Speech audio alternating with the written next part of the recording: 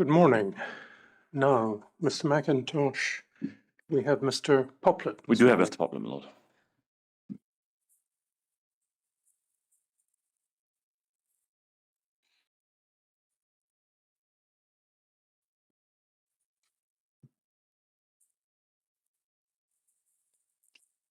Good morning, Mr. Poplett. Good to see you again. As you know, you're about to be asked questions, but before that, you're prepared to make the affirmation. Sitting where you are, can I ask you to repeat these words after me? I solemnly, sincerely, and truly I solemnly and sincerely, truly declare and affirm that I will tell the truth, I will tell the truth, the whole truth, and nothing but the truth. nothing but the truth. Now, Mr. Poplett, you've previously given evidence to the inquiry over, as I recollect, 2 days, in fact. So you'll be familiar with our procedure. As you'll be aware, we probably will take a coffee break towards 11:30, but should you wish to take a break at any time, feel free to just indicate that and we'll take a break. Now, Mr. McIntosh. Thank you, my lord. Thank you, Mr. Poplett. And now, just before we start, your full name, please. It's Andrew Peter Seymour Poplett. Thank you. And you gave evidence in respect of this inquiry in the Glasgow 3 hearing on the 7th and 8th of November last year. And before we turn to your reports on this occasion, just to remind us all, what is your experience as an authorising engineer for water systems in hospital? I have spent just under 40 years in the building services industry, mainly in the NHS and healthcare. In 2010, I left the NHS and set up as an independent consulting engineer for water and specialist healthcare ventilation. And when the AE positions were established under the HTM 00 core standard, I applied through the IHEAM Professional Institute and became a peer-reviewed and registered AE, which I have been working as since. And would that apply to ventilation at the same time? You did both simultaneously? More or less, yes. Water actually preceded ventilation by about 6 to 9 months, simply because at the time the process for peer review and formal registration of ventilation AEs hadn't been fully established, and as chair of the IHEAM ventilation technical platform, I was actually responsible for creating the initial peer review process and register. For ventilation? For ventilation. I don't think we ever asked you this, but perhaps just to put your work in its context, are you able to give us an idea of the scale of your consultancy as AEs? How many hospitals, how many institutions do you provide this service to? And is it just you, or is there a team working with you? It is just me. I am effectively self-employed. I currently support 26 acute hospital boards or trusts, with a further 5 mental health, community or learning disability trusts. I support 2 national charities and 6 independent healthcare providers, either under PFI or direct commercial private healthcare. In total, clients is in the order of around 40, and with well over 100 individual hospital or healthcare provider sites. And are these sites mainly located in England? Yes. Do you have any sites in Scotland? I have the charities I support within Edinburgh, which is the St Columba's Hospice for water, and Marie Curie, which I do nationally for currently ventilation. Thank you. What I want to do is go to the 3 reports that you've produced most recently, and we'll take you to each of them, and I'll ask you whether you adopt them as part of your evidence, and I suppose the formal part. If we go to bundle 53, they're all there. Document 3, page 14. you produced an audit of the water system. Is that correct? It is. And then at page 40, document 4, you produced an audit of the ventilation system. Is that I did. You did. And then finally, document 5, page 62, we instructed you to do a review of some commissioning water test material. Do you do that? I did. Yes. And are you willing to adopt these 3 reports as part of your evidence? I am. Thank you. What I might do is take that off the screen and just ask you about the audits in general, because I think it's fair to say that they came out of a submission by a core participant that suggested we should review the current water and ventilation systems independently of the earlier reports that you and Mr. Walker and Mr. Bennett had done. And can you explain what an authorizing engineer audit is? What's it trying to do in general terms? In broad terms, an audit typically undertaken annually is a snapshot and an opportunity to provide assurance to the board or trust that the current management arrangements and operation of the system being audited is safe, appropriate, or where there are areas for improvement. And is there any other equivalent or comparable process that's carried out to check the management of water and ventilation systems, or is AE audit really the only process that exists for external audit of systems? External audit of particularly water systems can also be undertaken by HSE whenever they require it. There is guidelines and approved code of practice, L8, which is required to be conformed to. But other than those, the establishment of the safety groups within the core HTM is intended to provide the assurance to the healthcare organisation. So at the risk of stating the obvious, an A&E audit is a creature of the relevant hospital technical memorandum. Yes. And we would find the requirements of an audit, the definitions of an audit in the relevant memorandum. To some extent, yes. And then where would we find the additional detail? It's the individual, if you like, questions or topics that you review under audit are informed by the relevant section of the relevant SHTM, and then those questions can lead on to further detailed questions, which is if the SHTM specifies what should be done, the audit will flesh out how things are done to ensure that they are delivering on the intent of the relevant SHTM. And as far as you're aware, is there any practical difference between the way you conduct an A&E audit in England and Scotland, even though it's different HTMs notionally behind them? No, the process is identical. So the water audits you carry out for St Columba's and Edinburgh will be broadly with similar process as the ones you carry out in England for hospitals there? Yes. And the same for ventilation at Marie Curie? Yes. Now, we asked you to carry out an A&E or AE audit on water and ventilation. In what way, if any at all, were these audits different from the conventional audits you would carry out as part of your consultancy business? They were different in that under normal circumstances, as an AE, I am directly involved in some of the activities, some of the recommendations for appointment, some of those Appointment of personnel as well? Yes. AEs are not responsible for appointment of personnel. AEs are responsible for the assessment of the appropriateness of a candidate for a given role, such as an authorised person. So if a health board, if a water safety group is appointing an authorised person, or a responsible person is appointing an authorised person, rather, they should consult their AE? Yes. Do you continue at any other differences? No, other than I was familiar with the systems only insofar as I have been involved within the public inquiry to date.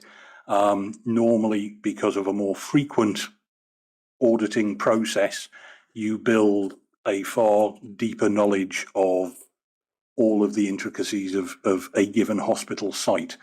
This audit was a one-off snapshot to the current performance and operational arrangements for the management of the water and ventilation systems.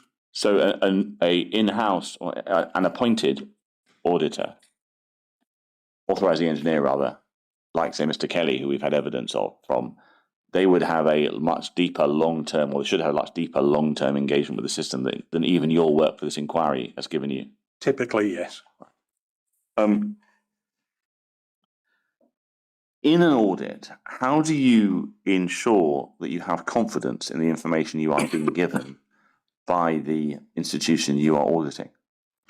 An audit will typically consist of 3 stages, not necessarily all typically in the same order, but you will start with review of documentation, seeing what policies state, seeing what operational procedures exist and state. With ventilation, you will undertake a sample review of verifications of critical ventilation systems. So when you say a sample review, you don't mean carrying out your own samples, you mean reviewing the documentation? Yes, it means review the independent verifications that have been undertaken on identified critical ventilation systems.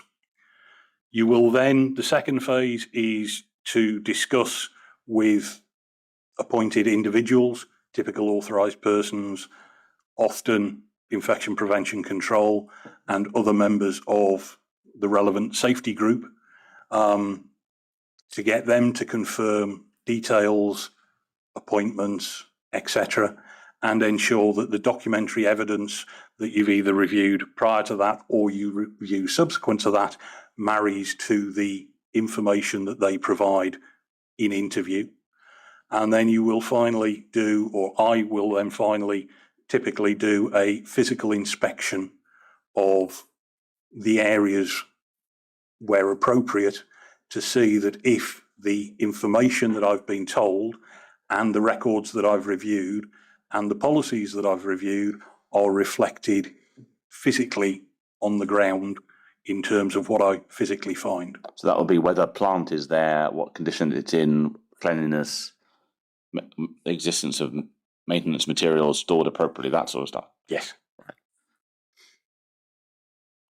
Now, this idea of doing a sample checking. So what proportion of, say, you mentioned ventilation verifications, what proportion of those would you sample, and when do you stop sampling? I would typically look to sample around 10%. I would increase that if I found issues that had not been addressed, which may give indication of failure of system. If you've checked through 10% and everything that should be there is there and everything's done as it should be done, then I would draw a line at that point. And when you say sample, are you selecting the samples, or is the organisation doing it? No, I will typically specify what I would like to see. So you might be sent a spreadsheet of all the test records, and you'd say, I want these ones. Yes. When you carried out these audits, did you take account of the evidence that information you reviewed and learned about during your previous work for this inquiry? I think it would be impossible to say that it was completely ignored, because it was naturally, I was aware of it. However, the audit focused very much on the management arrangements and processes that are in place at the time of audit, rather than the historic issues that have been highlighted through the inquiry. But I mean, when you went into a plant room and you saw a thing you'd commented on before, you couldn't avoid remembering that. Correct. Would your concerns about individual aspects of the water and ventilation systems that you put in your previous reports have informed the intensity of your sampling and interest in the audit? No, I don't believe so. Let's look at the water one first. So that's Bundle 53, Document 1, page 14. What did we ask you to audit? The domestic water systems at QEUH. And did that limit it to the new building or the retained estate as well, or the whole lot? It looked at all of it, but with a primary focus on the new building. Right. Why is it restricted to the domestic water system? Because that's what I'm an AE in. Yes. So we'll come back to we'll look at the standard first, and I'll come back to that question. What's the standard against which you are assessing this domestic water systems? SHTM 0401. The whole of it or certain parts of it? It's the operational parts, which is part B primarily. So just to sort of deal with this, water's probably a bad example because we don't think have any examples of bad design in the system. But you will recollect the discussions about dead legs. Now remember, there's someone writing a transcript, and so nodding makes their life more confusing. Apologies. You remember there was discussions about dead legs? Yes. Now, just hypothetically, let us imagine there was a particularly importantly long dead leg that was still there, and I'm not saying there is, but just use it as an example. What are you auditing about the water system when it comes to that dead leg?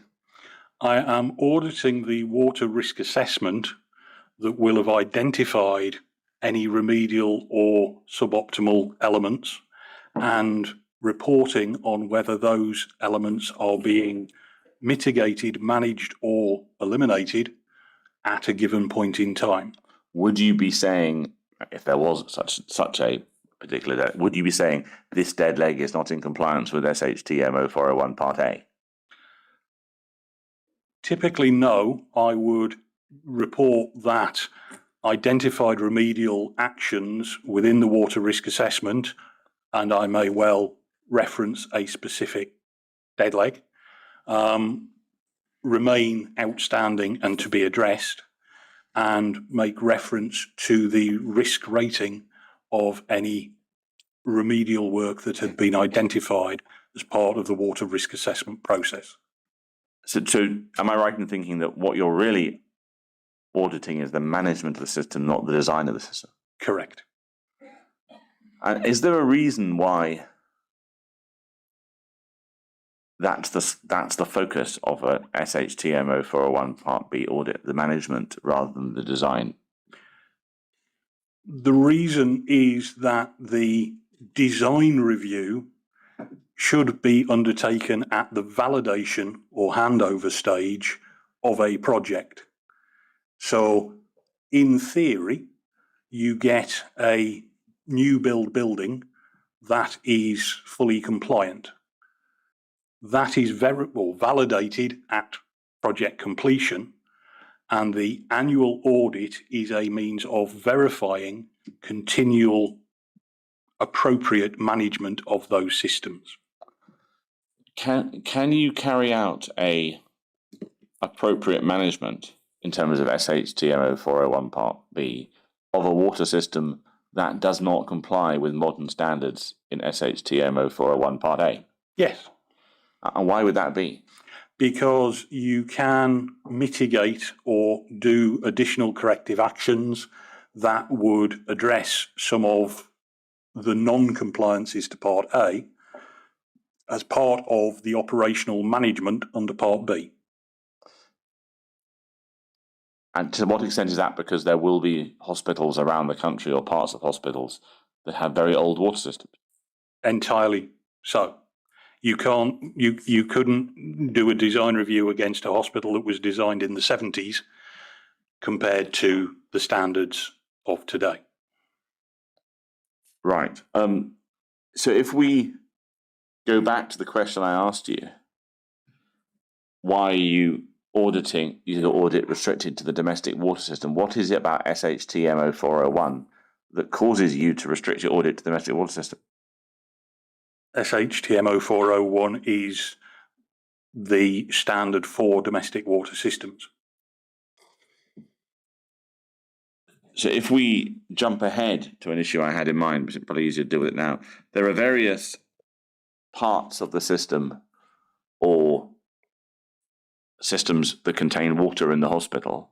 it's been suggested I might ask you about a few of these and or why the extent to which they're covered by the audit. And we'll start with as it were, the biggest, which is the chilled beam cooling circuit. So you'll recollect that from your previous work. Again, you're nodding, which makes it harder for the transcript person. Yes. To what extent was the appropriateness of the management of the chilled water circuits in the chilled beams addressed within your water audit? It wasn't, because the chilled beamed water is, for want of a better term, process water. So in the same way as the heating water that circulates through radiators isn't an open water system, it's a closed water system. The chilled water is a closed water system, therefore not open to the atmosphere, and therefore is not part of a domestic water or open water audit. So radiator water supply pipes in hospitals are not audited as part of SHTMO 401 Part B audits? Correct. Did you do any work in your audit that does address aspects of the chill beam system? Within the ventilation audit, I reviewed the maintenance and cleaning processes and raised the questions of ensuring that the water risk assessment does cover the drainage systems from the chilled beam systems, as they are technically an open water system, but the chilled water itself is part of a closed water system. Right, we'll come to those in those comments in the ventilation audit in a moment. But just thinking at a sort of high level, given your knowledge of what is said to have happened with the chilled water system in this hospital in the years before, I think it's April 2020, are you any view about whether hospital health technical memorandums should cover the appropriate management of chilled water systems for these chilled beams? In terms of the microbiological or potential microbiological risk of the water within those systems, they do not pose a risk because they are sealed and therefore not open to the clinical environment. A sprinkler system is exactly the same.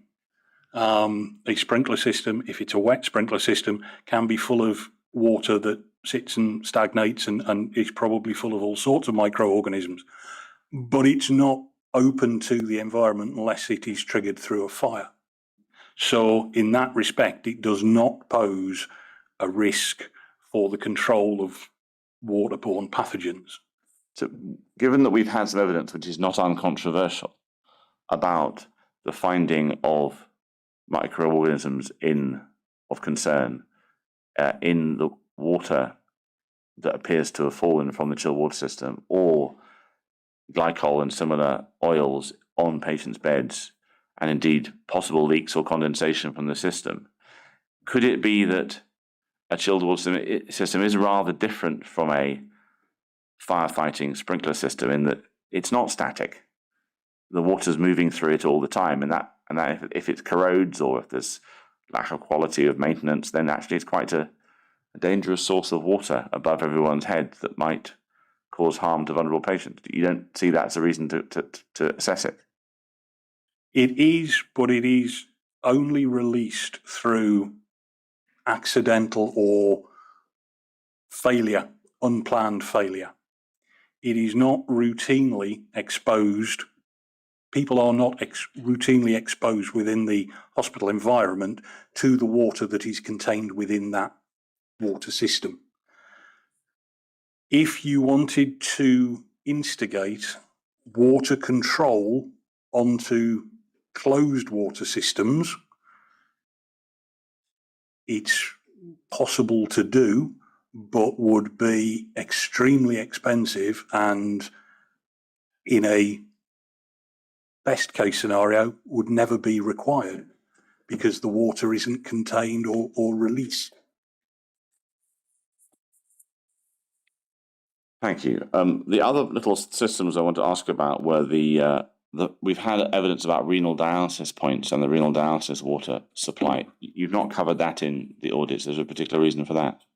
No, other than it is generally a very specialist area, so it falls outside of the general remit of water systems and is audited or checked through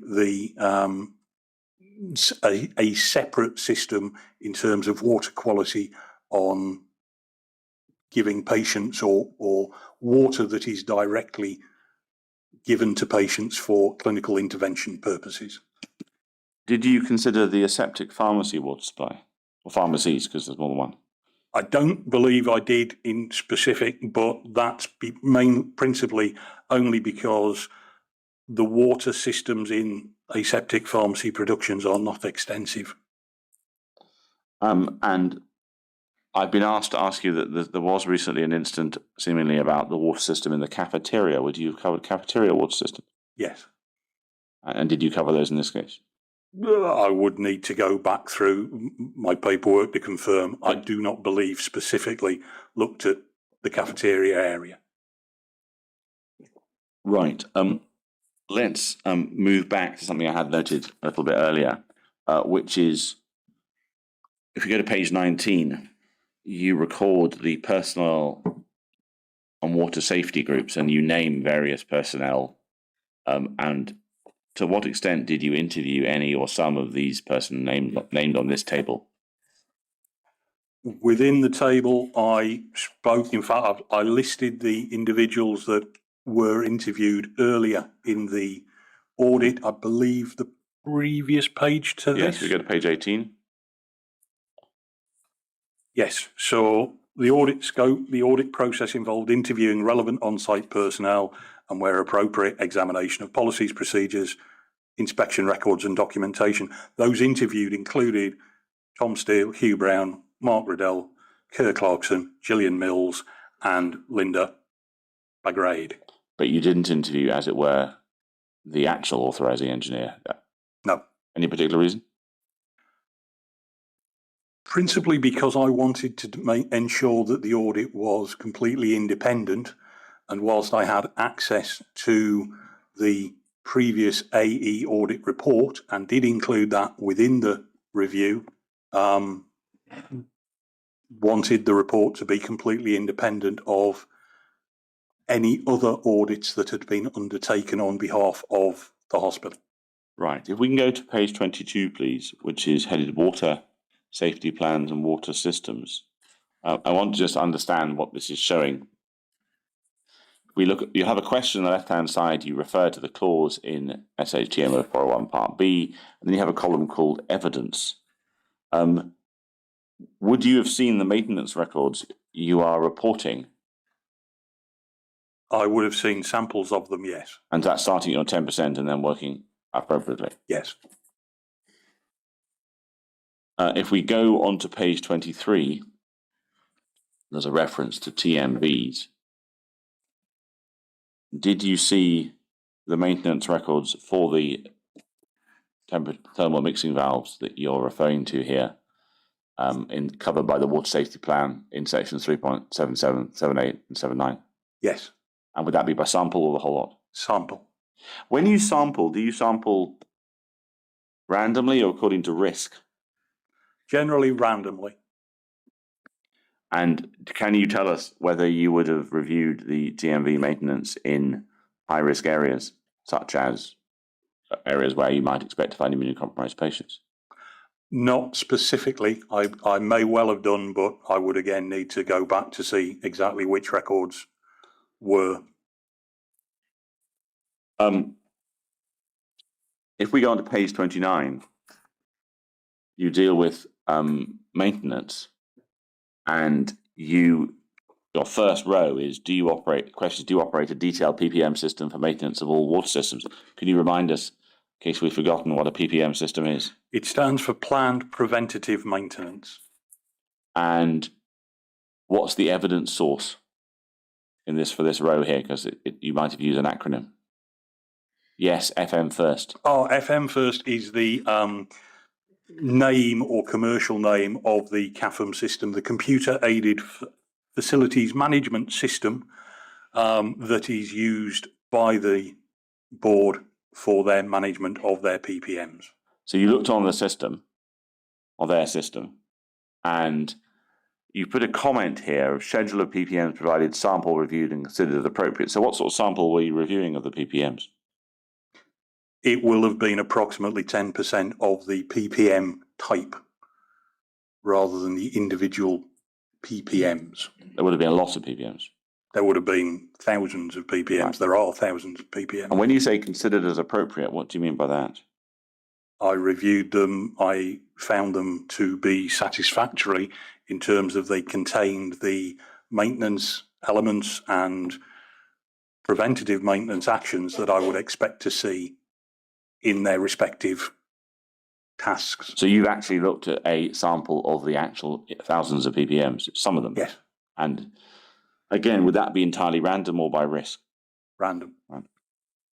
Why are you sampling randomly rather than by risk selection of the most high-risk areas?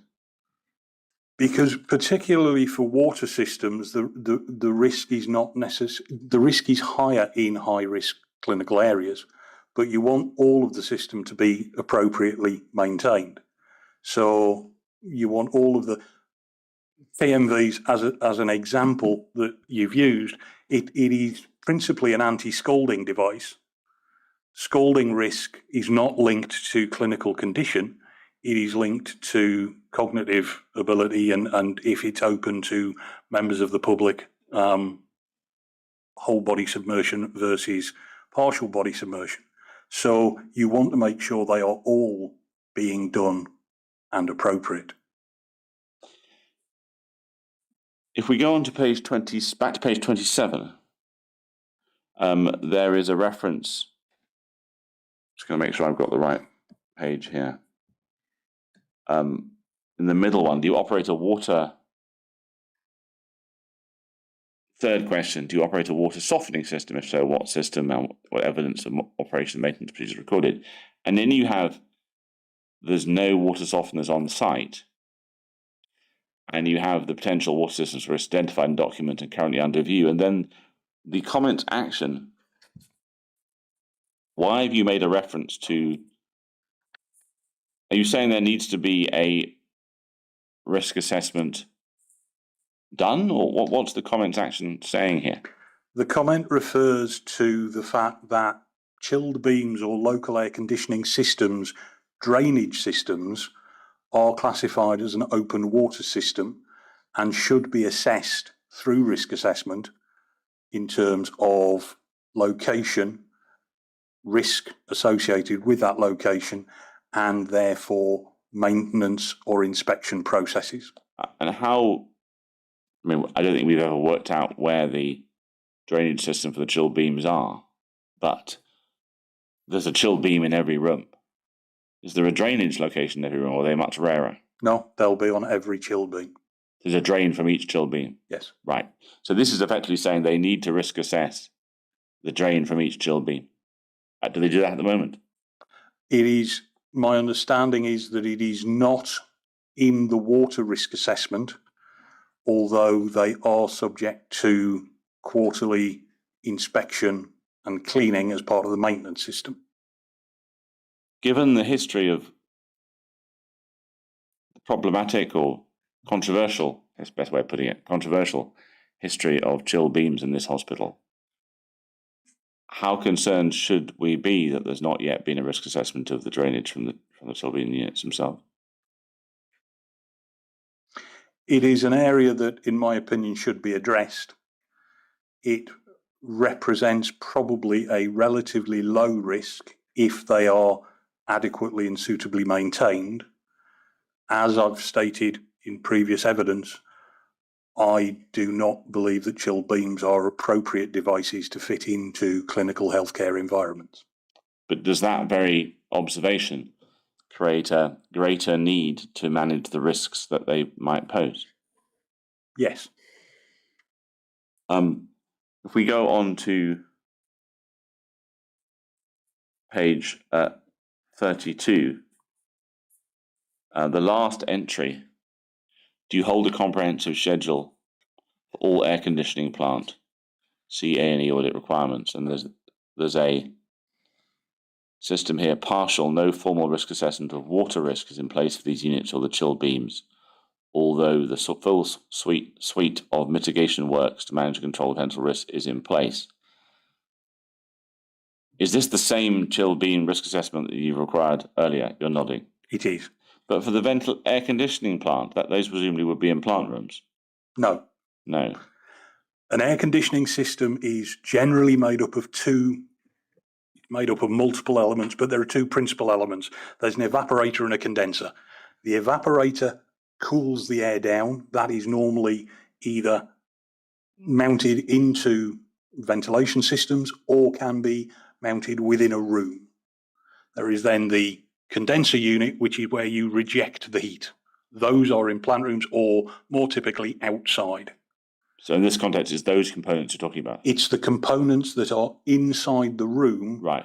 that require a risk assessment from a clinical IPC perspective, because as part of their function in cooling the air, they will condense moisture out of the air, and that is the water that goes into the drainage system associated with that air conditioning unit or chilled beam.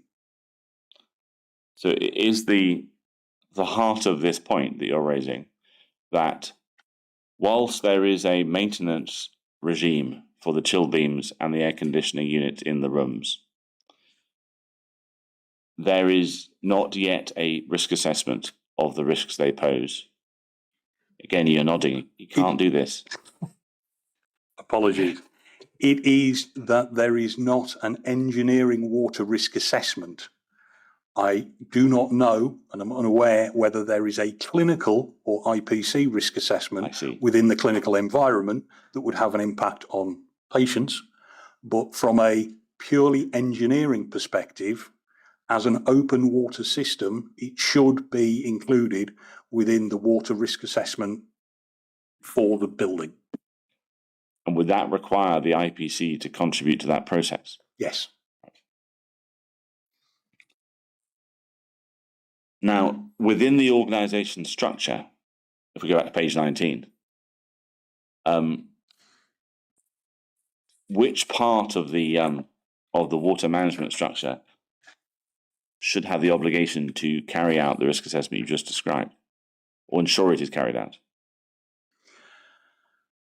Ultimately, the accountable individual is the duty holder, right, for the but organisation. In practical terms, but in practical terms, in practical terms, the duty holder will designate, and in this case has designated, a designated person. Yes.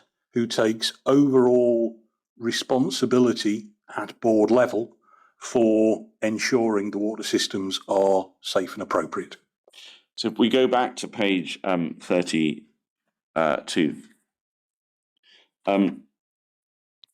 if we're thinking about this particular risk assessment, accepting it's a water engineering risk assessment,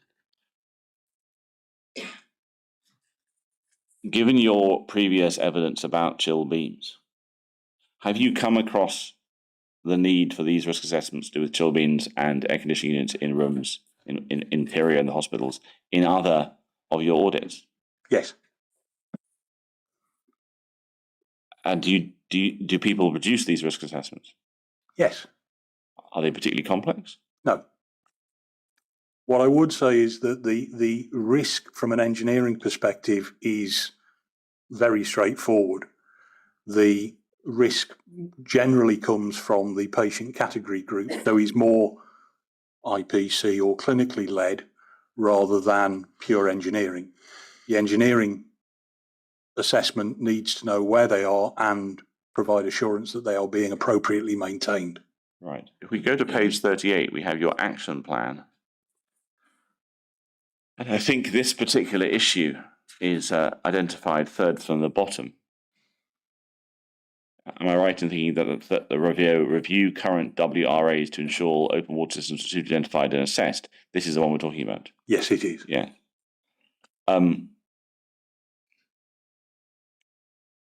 What I want to do is just get a feel for where it sits in your list of concerns. I noticed you've graded the whole system as green. Do we see your score on the previous page?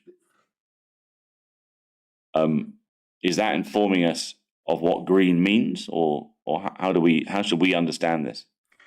It provides, all risk assessment is subjective to a certain extent. Yes. The greater the impact and the more likelihood that it can occur, obviously gives a higher number, and the numbers are assessed as either red, amber, green. So whilst they are green does not mean they're fully compliant and don't need to be addressed. What it means is that they are relatively lower risk than one that would be amber or red. Well, if we go back to the next page, 38, and we look at the second one, for example, ensure all project managers have sufficient water awareness training. You've assessed the impact as 3, likelihood as 2, and the overall risk is 6. So they have to do this, is your position? Yes. And when you say project managers, who are you talking about?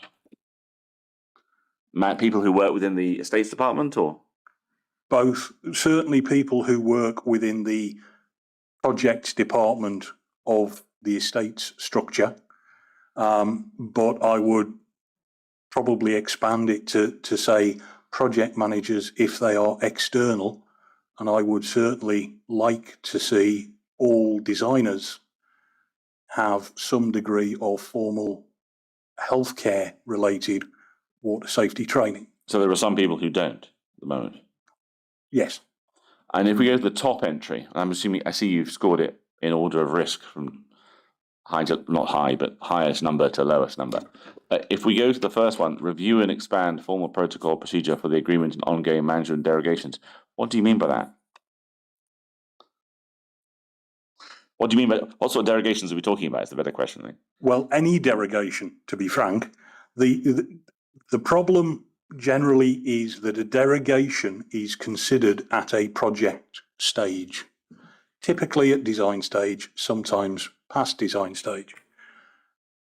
That can be agreed and it can be safe and appropriate at that time when it is agreed.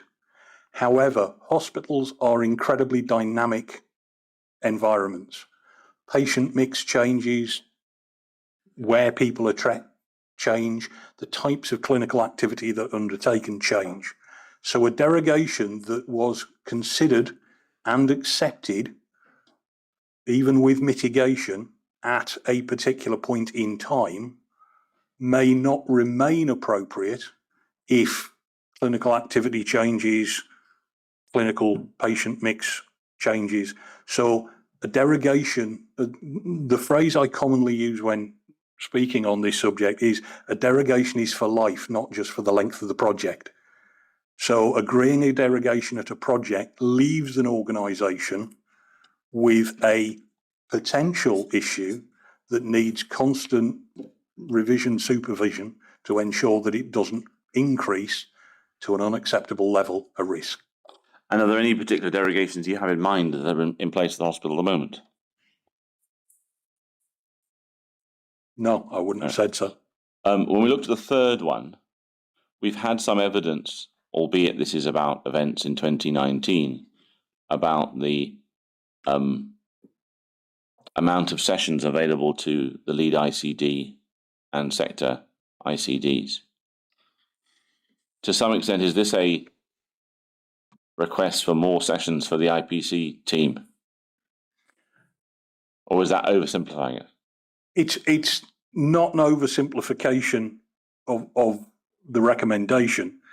It is the operational communication between IPC and the operational estates teams is, in my opinion, currently excellent. There are regular communications, there is open conversation. The problem is one of resource availability. As capital projects are done, they are progressing against a programme. IPC do not necessarily always have the available resources to review all of that information or enough time to review it and consider it, because they have full-time jobs, and this is almost seen as a oh, we're also doing this project, can you have a look at these plans? They accommodate it wherever they can, and they are given the opportunity to comment, but the opportunity does not necessarily reflect the available resource. Right. What I want to do now is simply to look at your conclusions, which are on page 34. Now, you've previously expressed concerns, and we'll come back to what they are at the end of your evidence, about the way the water system was 2015, 2016, 2017, and so on. From the point of view of a user of the system, whether that's a patient or clinical staff, how do you assess the way the system is being managed now? I would say that the system is currently extremely well managed. And are you able to draw any contrast between the way it's managed now and the way it was managed at the times that you have had concerns, which we'll talk about later? I would say that there's been significant improvement. I want to just pick up a couple of other little questions that have come in.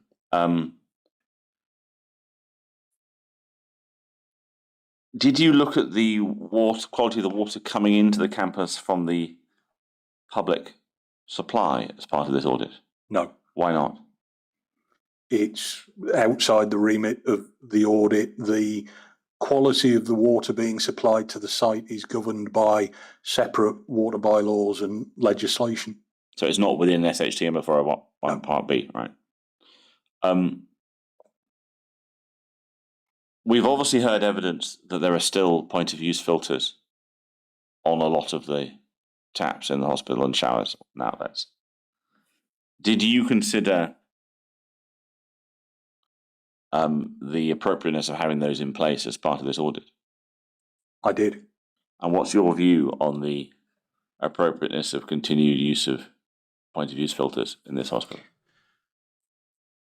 I think the remaining deployment of point of use filters is a clinical IPC risk assessment. It does or should provide assurance that the water that comes out the taps is clean and safe. It is a significant expense, and it does actually potentially have a detrimental impact to the overall water safety, because it reduces flow rates and therefore it increases the potential risk of stagnation within the water systems. That said, the Health Board have developed a comprehensive procedure for the assessment and removal of point of use filters, which is appropriate given the clinical activities undertaken by the Trust. Have they started doing that? I believe so. Did you see any documentation about it? The procedure for doing it was shared with me, and hence why I'm confident that it is comprehensive and appropriate. And so broadly, what format does that procedure take? They have set action levels of acceptable water testing. They've stated that there requires to be a minimum of at least 3 clear samples of any outlet and a assessment of the risk. That's the outlet with the filter removed test. Yes. Yes. Yes.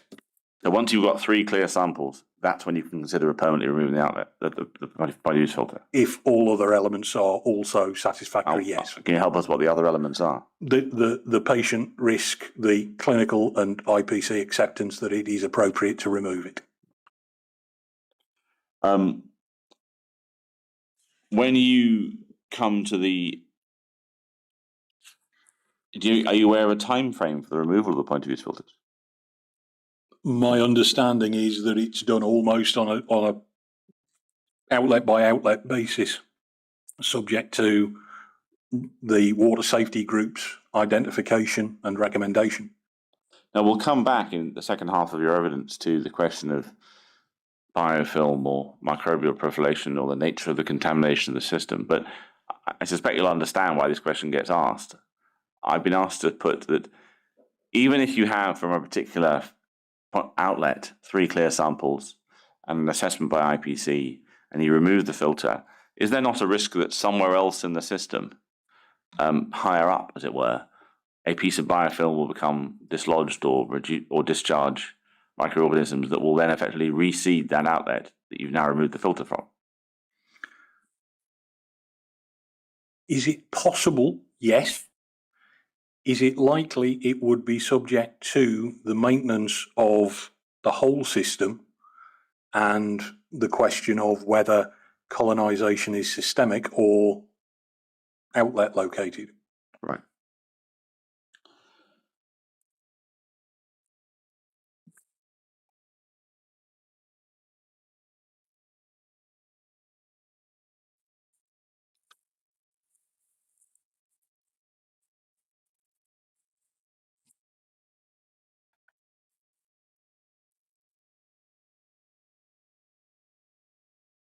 Now, I'm not sure this. I'm going to read this question to you because it's quite complicated, but I think it should be asked. So,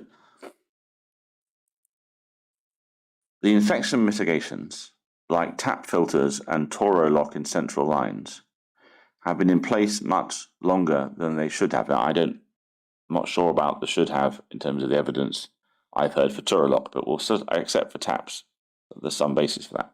To what extent is it true that the longer a short-term mitigation fix remains in place, that risk should still remain with a high potential to cause harm?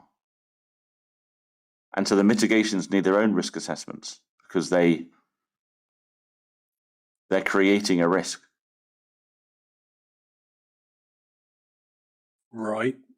Sorry. No, I'll rephrase that question. Okay. Yeah, no, I think I'll rephrase the question, Lord. Would you accept that if you put a mitigation in like a point of use filter, that point of use filter itself doesn't change the quality of the water behind the filter? So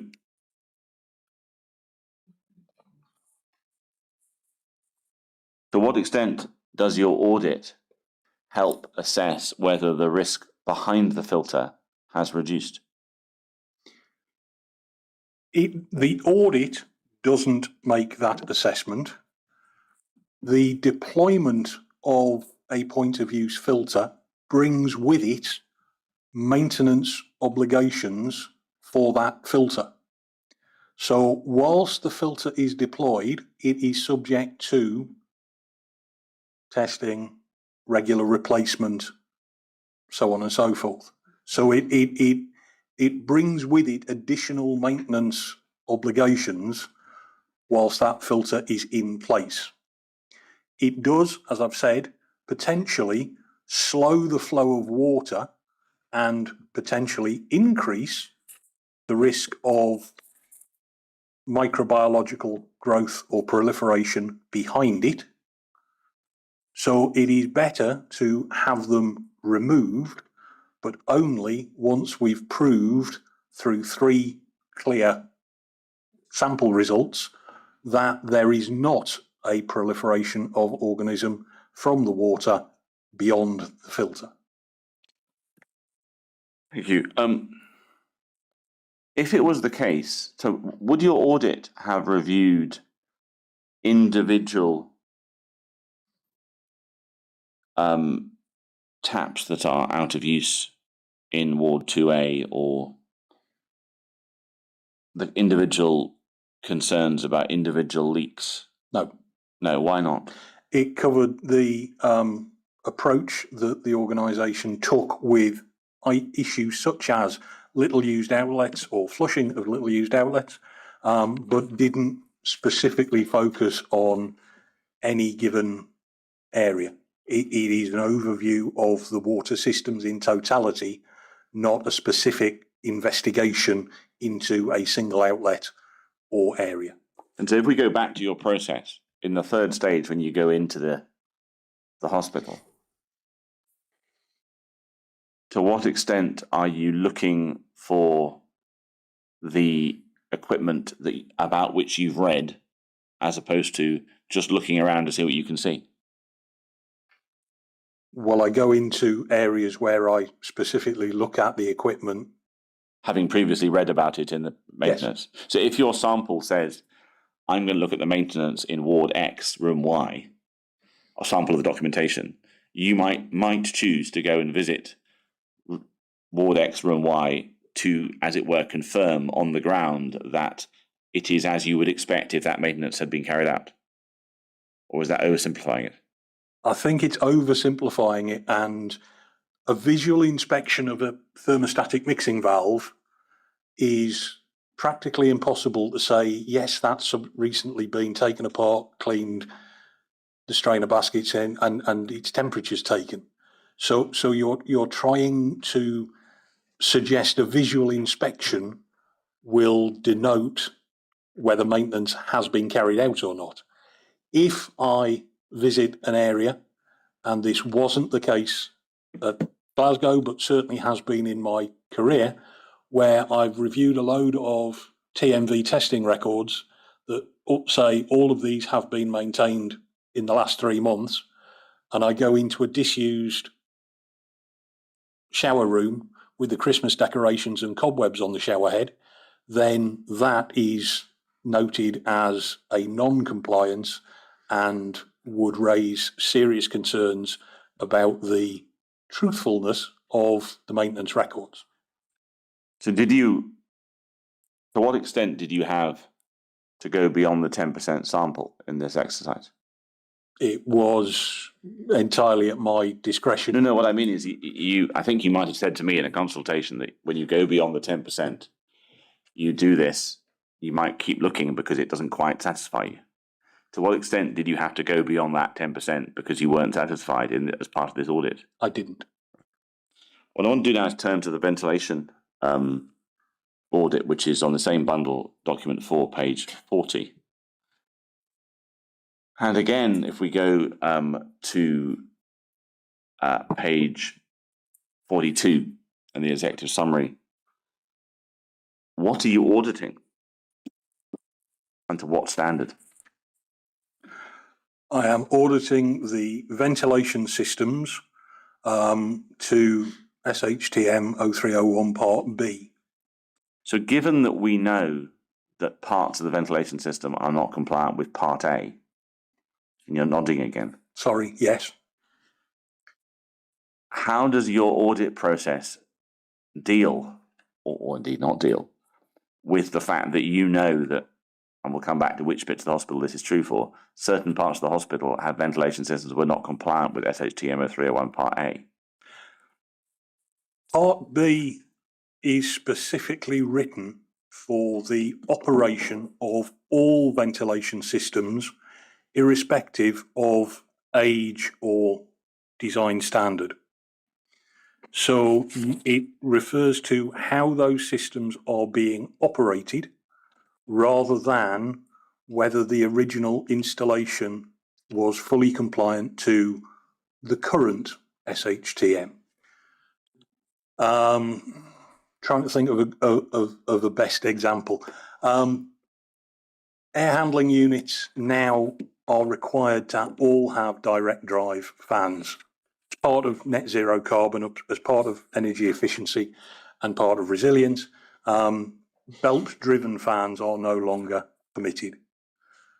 There are literally thousands of ventilation systems throughout the NHS that still operate belt driven air handling plant.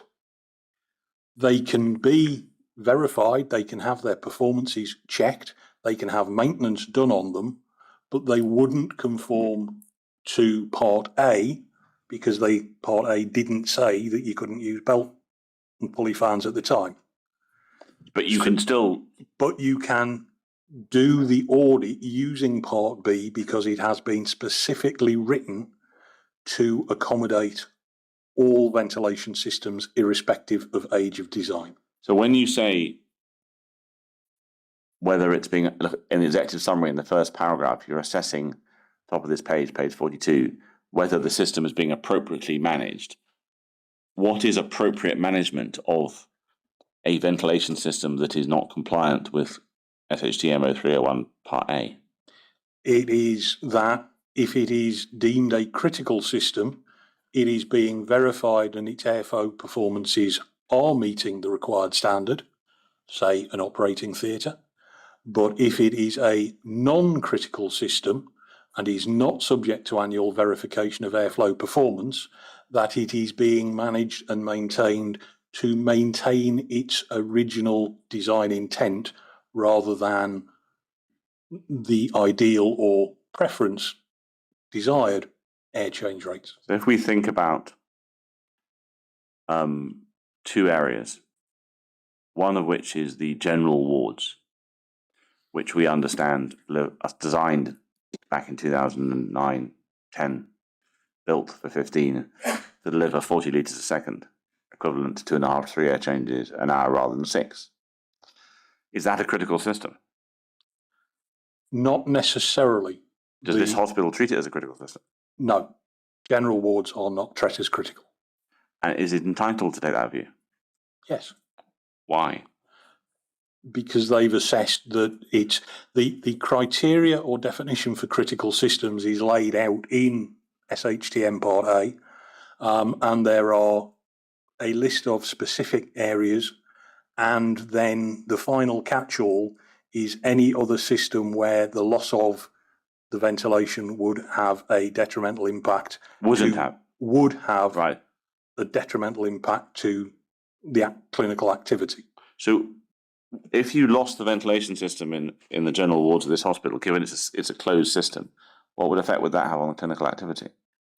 That would be a risk assessment that the clinical team and IPC would need to make.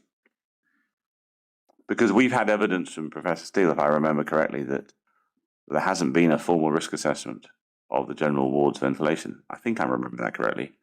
I hope I'll be corrected if I've got it wrong. Is that consistent with categorizing this as non-critical? Yes. Why? Because if it hasn't been risk assessed as critical, it is deemed as non-critical. But does that not mean you can avoid getting into trouble by not doing the risk assessment? If you don't do the risk assessment, it's non-critical. If you do the risk assessment, it might be critical. So, or I'm being overly cynical. I think it's a question of, is the glass half full or half empty? Right. If you're asking, should the risk assessment be done, my answer would be yes, it should be. Right. If it hasn't been, then from an engineering perspective, they are treating it as a non-critical system because it hasn't been identified as a critical system. And if we take that to the other example, which seems appropriate, which is the corridor within Ward 4B, which is not HEPA filtered, and indeed the air change rate of 6 rather than 10 in that ward. Now, we've had lots of evidence about who thinks this is a good or a bad thing. We're just sticking with this issue. Is that assessed as a critical system in this hospital? I don't have that information to be certain of, but it may well be treated as a non-critical system if it's serving a transitional space rather than a clinical space. I understand. Right. Have you in any way changed your views about the compliance with SHTM 301 Part A of any part of the hospital from the earlier reports? No. No. If we go again to the introduction, do we again see on page 44 who you interviewed? In yes. Audit scope, right, yes. Before we go to your conclusions, the derogations you refer to in this report, in both reports, are these derogations from SHTM standards or a different sort of derogation? The comments made regarding the management of derogation is any derogation, but within the context of the report, there would be specific examples about either ventilation or water systems. Have you seen a formal derogation document for the various non-compliant with SHTM 301 Part A systems that you reported on in your earlier report? So we'll take it through. Have you seen a derogation document for the general wards? No. Is there a particular reason why you haven't seen it? There is a derogation process or protocol which the board have developed, and are using, which I have seen, which is not inappropriate, but I believe could be expanded further, because it is still, in my opinion, limited to the project timescale rather than the operational use of a given facility. So it's whether we should derogate in this project rather than what will be the long-term effect. Correct. Have you seen actual derogation documents setting out a reasoned case for derogating for SHTMO 301 Part A for any of first floor pediatric ICU, general wards, Ward 4C, or Ward 4B? I do not believe so, no. Is there any particular reason why your audit wouldn't have resulted in you finding those? Did you ask for them? I asked for the derogation protocol and process, not examples, because there were no current derogations under consideration, so it wasn't a live issue. What you are referring to, I believe, is historic. Yes, I mean, one of the things that occurs to me, just the way you're talking about this, and I'm slightly doing this without too much planning ahead, so I'll think about it carefully, is that you've explained how your process was to audit the process for deciding on new derogations. Got that right? Yes, And it could be improved I believe so. because it could look ahead outside the scope of the project into the middle distance, effectively. Correct. Right. And that applies to both water and ventilation. It does. You've previously reported to this inquiry about how certain parts of the hospital ventilation system were not and remain technically non-compliant with guidance. Again, you're nodding. Yes.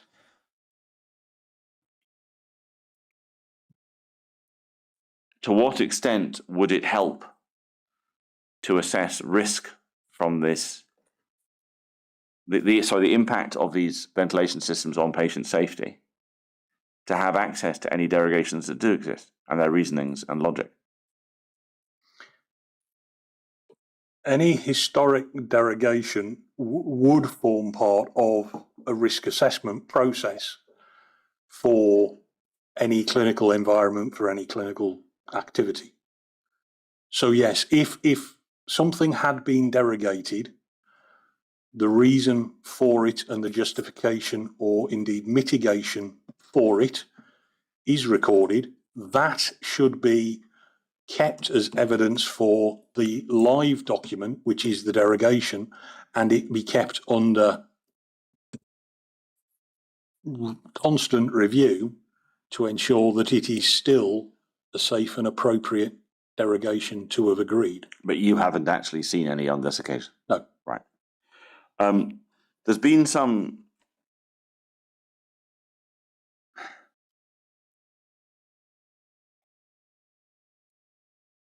it's been put to me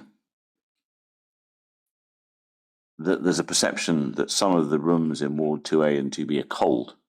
Would that be something that would be covered by this audit? Not specifically, no. Why not? Because it doesn't capture the general environmental conditions over time. It looks at the maintenance of the ventilation systems and the performance thereof. Thank you.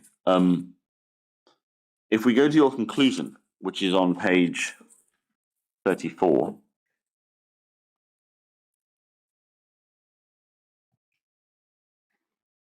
you've set out your principal conclusion at the top. Now, I think it might be difficult for some people, possibly including me, to conceptually understand how one can appropriately manage a system that's not compliant with guidance. And I realize you've explained it already, but I think it probably needs revisiting simply because it's... Mr. McIntosh, we're now back on water, are we? No, we're still on that. Oh, we shouldn't. Sorry, wrong page, yes.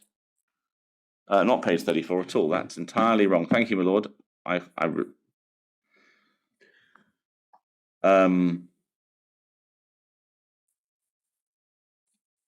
Page 55. Thank you. So can you help those who might be watching who might well be anxious because they've had the experience of being in a unit 2A that prior to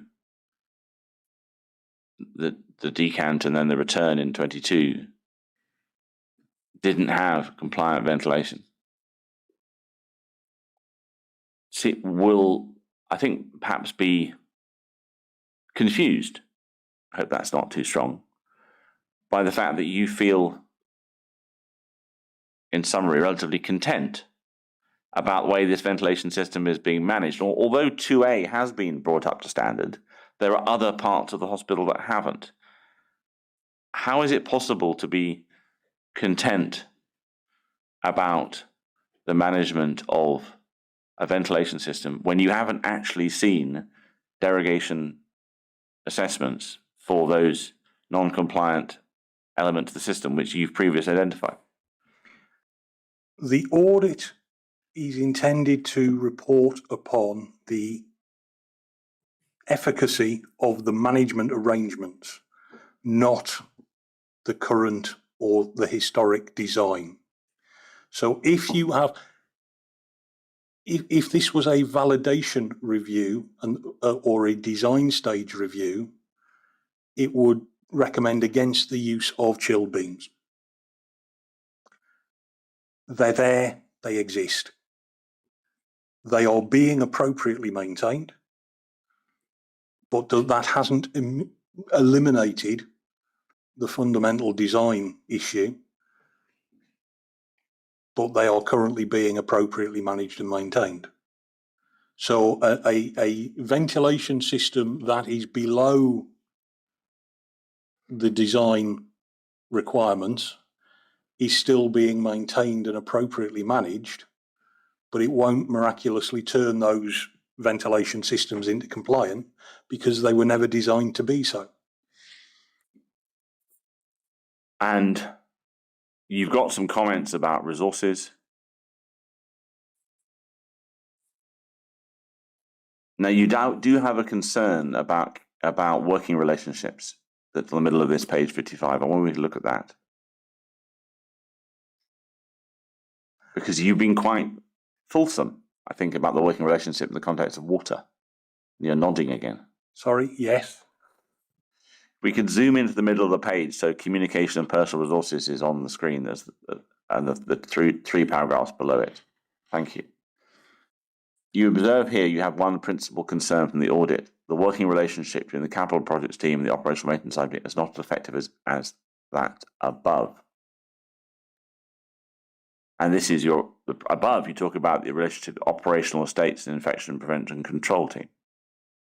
So what is your concern, and what's the impact of your concern, and how should it be addressed?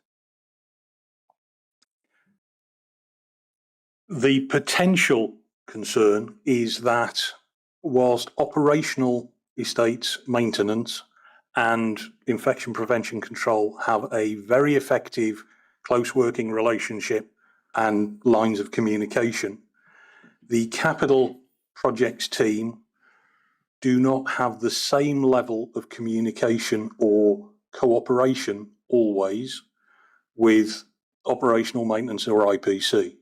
I don't believe that this is a specific issue with any party at fault, but the time cost pressures that capital project managers work under can limit their willingness or ability to coordinate and communicate with the operational maintenance and IPC teams.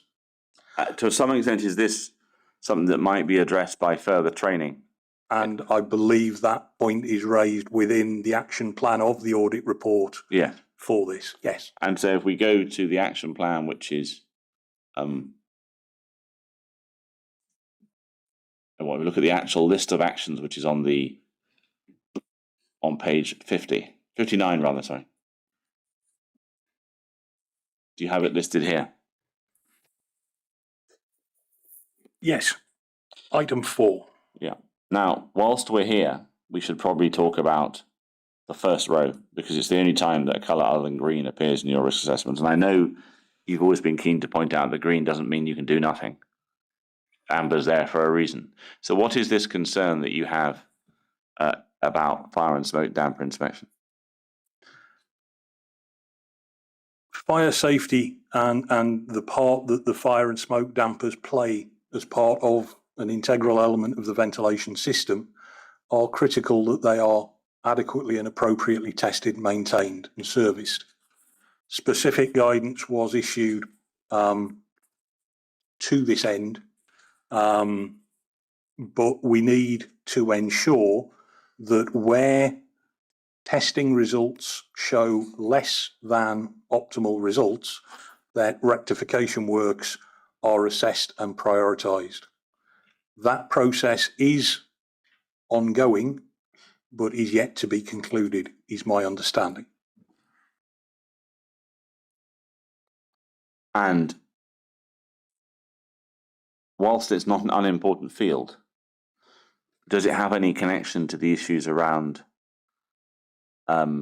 infection prevention control impact of ventilation that we've previously been discussing in this inquiry? No, it doesn't. But I suppose it is patient safety. Yes. Ultimately. Right. What I want to do now is to turn to your report on commissioning results. So if we can go to bundle 5, document 5, no, 53, sorry, same bundle, document 5, page 62. And we have the next page, please. So what was the objective that you were given for this report? To review and provide comment outlined by the letter of instruction received from the inquiry.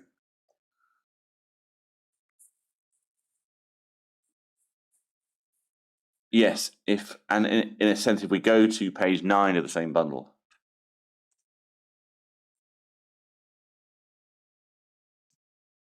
Do we see an email sent to you on the 7th of August 2025 that sets out the instructions? We do. And could you summarise, in essence, what you thought you were being asked to do? We'll take that off the screen. I was asked to look at the records provided from what was described as sterilisation water test results, and make comment on their appropriateness in terms of commissioning and putting into use the water systems.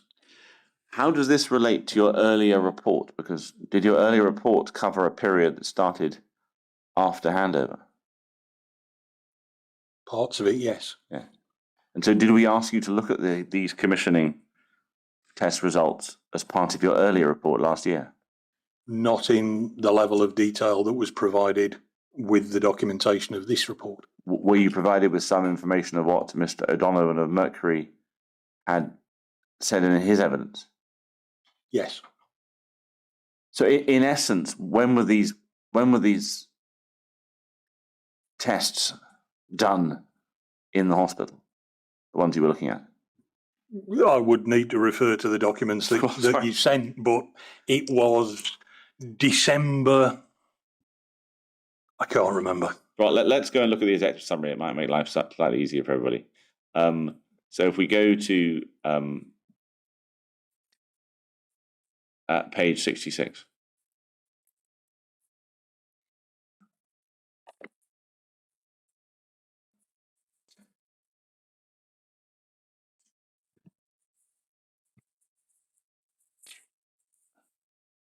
Now, you've not put the dates in there.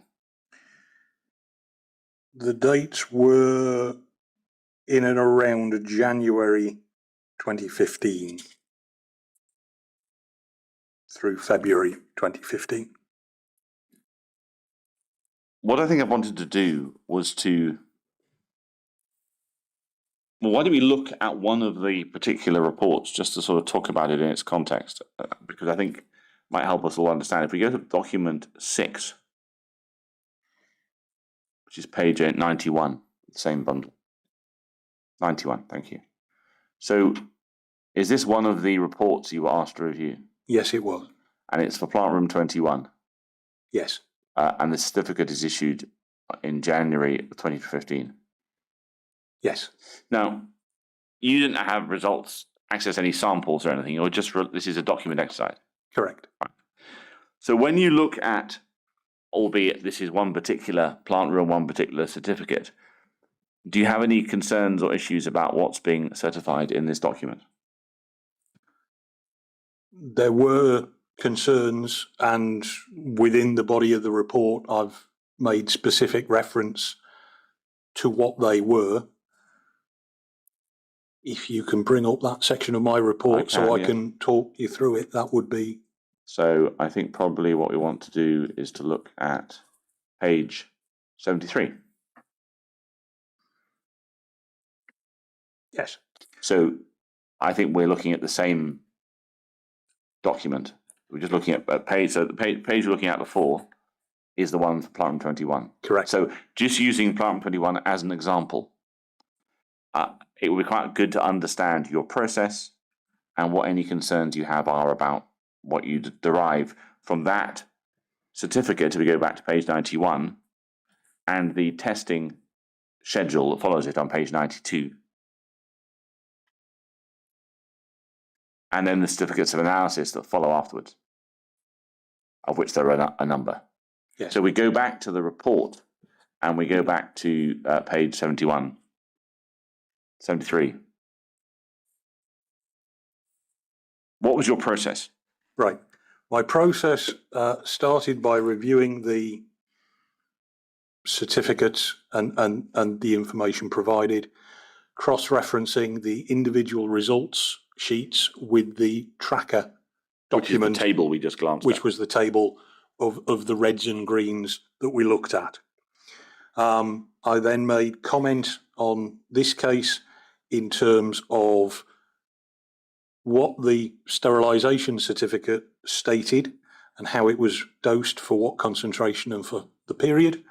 I referenced the lab tracker summary, which identified the locations where water samples had been taken, and note that the original sterilisation undertaken on the 2nd of December, with the results identified on the 3rd of December, which raised a concern about the period of time between the disinfection process and the time when water samples were taken.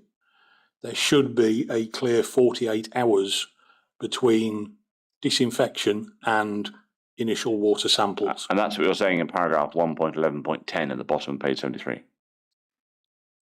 Yes. And over the page, you complete that comment. So effectively, in this particular plant room, they did the process they've called sterilisation, but you don't think it's sterilisation. I don't. Why do you think it's not sterilisation? Would it help to look at the certificate? It makes no real difference. There is no absolute defined terminology in differentiating sterilisation from disinfection, or arguably even cleaning. However, within the NHS cleaning manual, for example, and within the US CDC standards, there is a definition of what sterilisation means, and there is a definition of what disinfection means. And when it comes to water systems, they are disinfected, not sterilised. We do not eliminate if you are undertaking an orthopaedic hip implant, you want that implant to be sterile. You want no microorganisms to be present because you are doing a deep wound insertion. Disinfection will remove potentially all, but certainly the majority of bacterial contamination. So the certificates, in my opinion, should be called certificates of disinfection, not certificates of sterilisation. That could just be me being a pedant and being overly sensitive about such things. Accept for a moment that you are being a pedant and just focus on the dates. Your position is that they carried out in this plant room, they carried out the the process that they call sterilization and you would prefer to call disinfection on the 2nd of December. You're nodding again, you couldn't Yes. stop. And the sample is then taken on what date?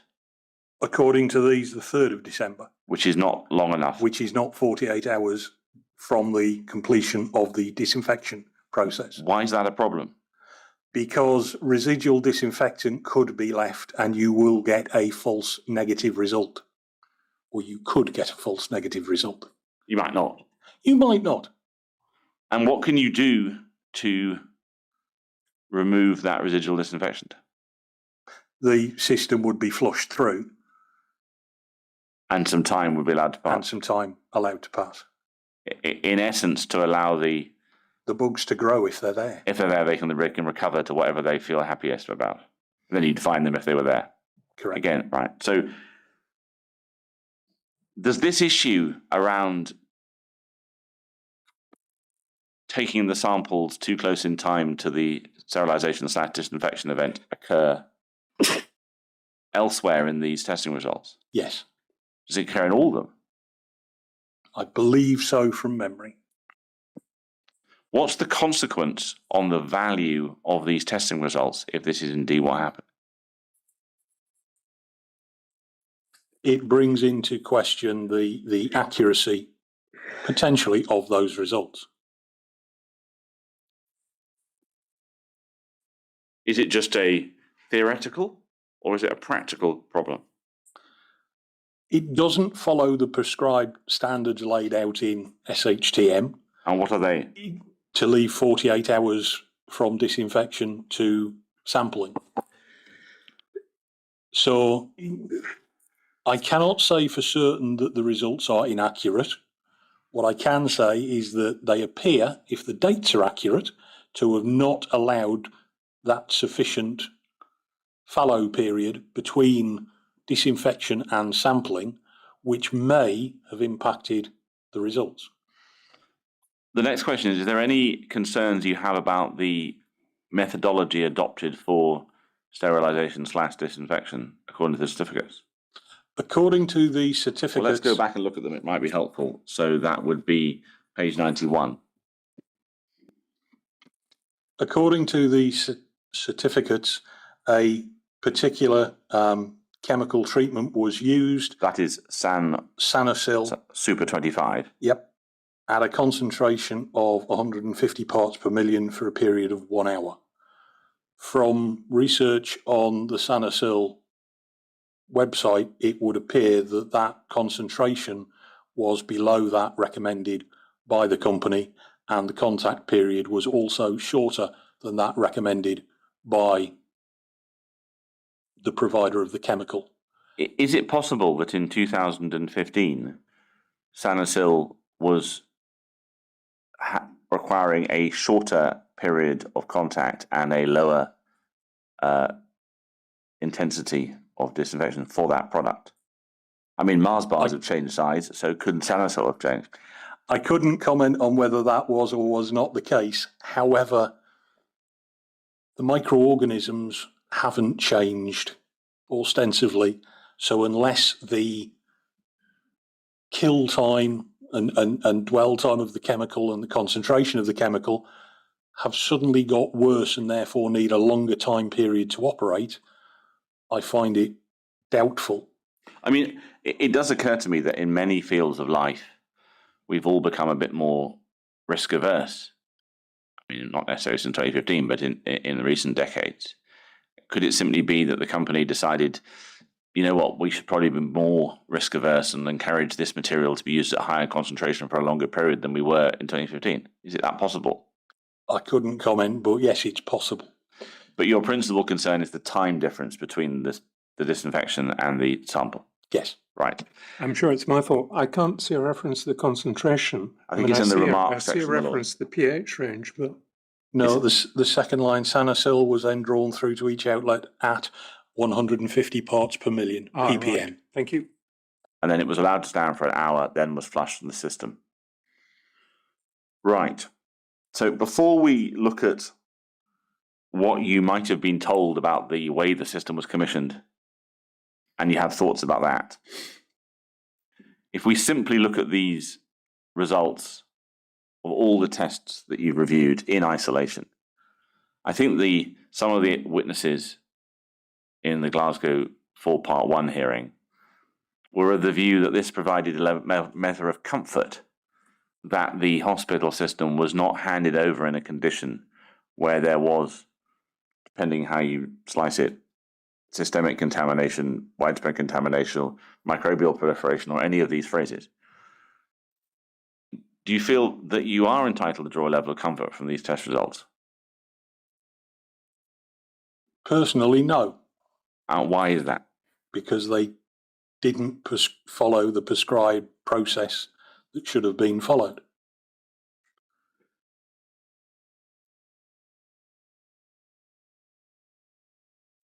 Do you have any other comments about the testing process they seem to have carried out, albeit that we've recovered this information years after the event and I haven't got the evidence of Mr. Weir, Mr. Waters, and so on listed here. I just have the documents. Do you have any other concerns about the process that was carried out to carry out testing in December and January 14-15? Not other than what I've already raised within the report. Right. But let's talk about the way the system was commissioned in general.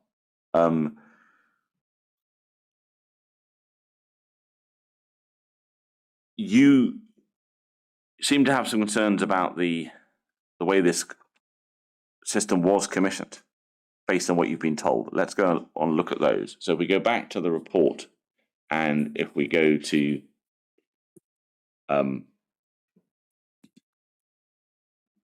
I think it's page. I have to find the page number. Sorry.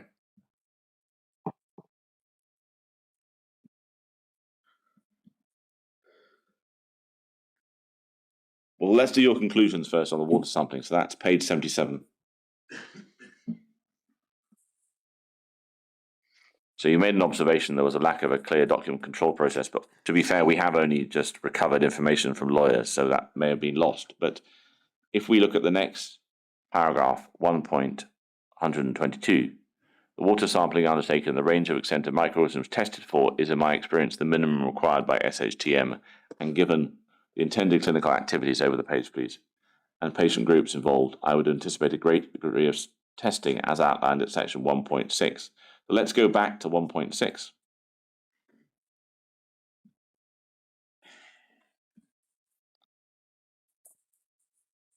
So that's page 69. No, that's not 1.6. Could you have your numbering system have got a little bit confused? It may well be, yes. I think it's 1.9. So it's page 71. So what's your concern about the water sampling standards that have been applied as far as you can see from these results? Given the high-risk clinical profile of the patients, I would normally have recommended more than a single satisfactory test result before taking the systems into operation. And that is indeed reflected by the current water management arrangements within the hospital of requiring at least 3 clear standards prior to removal of point of use filter or putting it back under normal levels of control.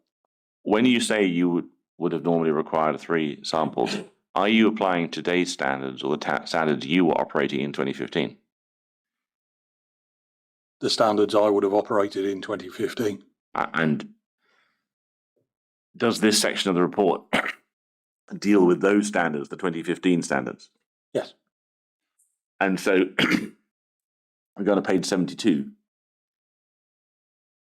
I think there's been a breakdown in your color coding, but if we look at 1.9.8, are you listing what you thought should have been tested for? Yes. And was it tested for? I don't have that information, but I do not believe the full spectrum were. So the observation has been made by a number of witnesses that at this point in time, the number of the legal standard for managing water systems focused only on Legionella, and Pseudomonas hadn't come in. Do you recollect that? 15, 16. By 2015, I believe the Pseudomonas testing would have been in place. I accept that mycobacteria may not have been. Is there a particular reason that you have listed more than effectively total viable counts, Legionella and Pseudomonas? Where did the other ones come from in the history of the development of this field? That I would need to do research on to give you accurate information on, but it's certainly water sampling and issues that I've experienced over my career that have caused issues and problems, which is why these would be the recommended tests for projects prior to handover. But in any event, if we go back to page 7. Just to understand that answer, that would have been your recommendation in early 2015. Yes. Right. Sorry, Sorry, Mr. May. I was just going to jump ahead back to page 78. But in essence, is the key point that in paragraph 1.126, that this testing process continued to use a single clear pass, and that's your principal concern? Yes. Right.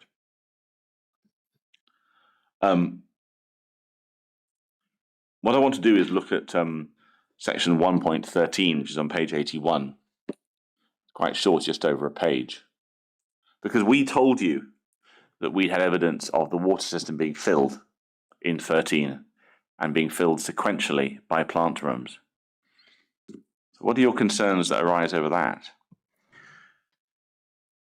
The problem with sequential, and certainly an extended period sequential fill, is how do you maintain the quality of the water that is in the filled sections if it cannot be appropriately flushed, managed and maintained? And when you say flush, that means that the outlet's flowing? Yes. You don't Maintain want the water to stagnate within that system. Does maintained include running the heating and the cooling systems that are designed for the system? Yes, insofar as you want to avoid a temperature range of water that is above 20 and below 50 to 55 degrees centigrade. So if the whole of the hot water system is filled with cold water and the hot water clarifiers are not working, as long as the system is circulated and flushed, you are unlikely to see a significant proliferation of microorganism. If you partially heat the system, or you heat it and then cool it and heat it and then cool it, and do not take it to an adequate and maintain it at or above an adequate temperature, then you are likely to encourage the potential for microbiological proliferation. What's the lowest temperature of that range when Legionella grows well? Legionella is generally accepted that it will start to grow at around 20 degrees centigrade, specifically for Legionella, and it stops growing and starts to die above 50. To what extent does the summer, albeit in Scotland, pose a risk to a pre-filled water system if there are days when the temperature in the Glasgow in 2014 rises over 20 degrees? If the water is kept flowing and moving and flushed out to simulate in-use activity, then there is every chance that it would be kept below 20 degrees. For Legionella, Pseudomonas will multiply anything above half a degree centigrade. So you can't take a single temperature and a single microorganism as all being the same. They're not. But if you are operating that water system in a high environmental temperature, then heat gain may well occur, particularly during periods of no flow, which could give rise to temperatures to support microbiological growth. Because my recollection of the evidence of, I think, Mr. Donovan, and I can't now remember the name of the multiplex commissioning engineer, my apologies to him, but was that the system was being regularly flushed by a team who did literally nothing else. Their view was that that's a perfectly respectable way to manage a water system on a building, on an under construction hospital. Do you have any views about that? It is not an uncommon way to manage the water systems on a construction site. However, it is not sufficient in a acute, high clinical risk healthcare facility. LA specifies weekly flushing for non-healthcare buildings and twice weekly for healthcare buildings. There is a reason why they double up. Flushing should really simulate in-use activity. And if you have a large district general hospital with 2,000 staff washing their hands probably every 20 minutes, that is not going to be easily replicated by a couple of guys going around flushing outlets once a week or even twice a week. The aim is therefore the water system should be kept dry and clean for as long as possible, and then wetted at the last possible moment, and then kept wetted and in use as soon as it is wetted. I mean, I think you say something similar here in 1.13.3. Once all the commissioning and validation processes have been completed, the installer will typically be responsible to operate and maintain the system until practical completion or handover, at which point the system will be deemed operational and use. Now, I won't take you to it, but we've read debates in the meetings between the project team and the contractors about when to fill the system in 2013. I suspect that there's a view that you want to check the system is working rather earlier, because you can't put the walls on around the pipes unless you know the pipes are complete and don't leak. And so you're testing the system by hydraulically, by air pressure first, and then you hydraulically test it, and then you're satisfied I built a system that doesn't have holes in it. Do you not see there's something reasonable about the contractor wanting to test they built it properly? Yes, but that's why we recommend pressure testing using medical grade air rather than water. And is that in SHTMO4? So in this case, if it was the case that the system was filled sequentially, starting in the summer of 13 and moving into 14, plant room by plant room, does that in any way affect your views about the state the system might well have been in the summer of 2015? I would say it probably increases the likelihood of contamination being present. And why do you say that? Because I haven't seen evidence of exactly a program of when the systems were filled, how they were filled, when they were disinfected, and then the flushing records of simulated use prior to full validation. Mr. Poplett, when you use the word contamination in that particular context, that's the assuming wetting in 2013, what do you mean by contamination? Microbiological growth. Thank you. How do you respond to the view that the word contamination is inappropriate to use for something that's in the water that wouldn't normally be there, perhaps in lower concentrations? So there might be some microorganisms, perhaps fecal microorganisms, about which you could use the word contamination legitimately because they really shouldn't be in the water at all.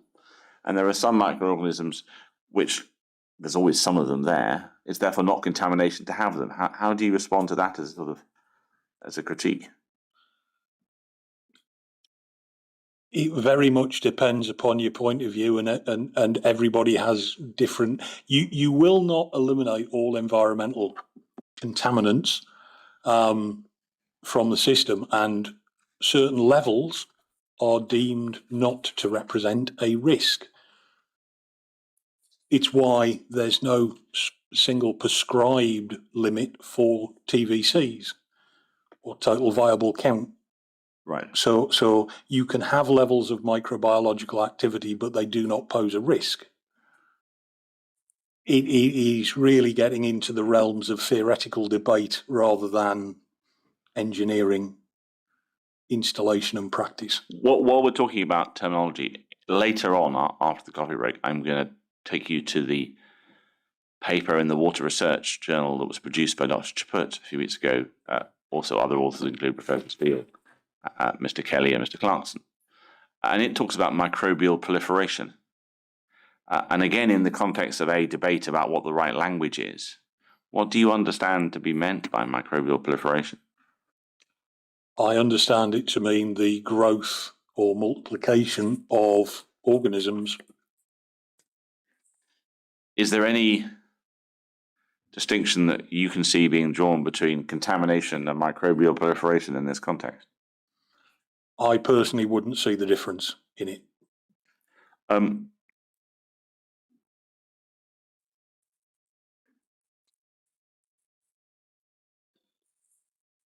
Looking at your report as a whole, we go to your conclusion section on page 82.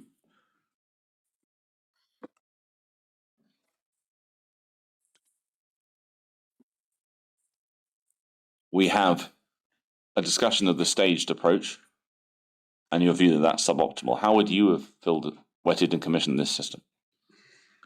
I would have used medical grade air to pressure test the whole system and then filled it in a single exercise once I had ensured that all of the relevant maintenance processes were in place and the individuals who would be undertaking those processes up to handover had been suitably trained, records produced, and a water risk assessment in place.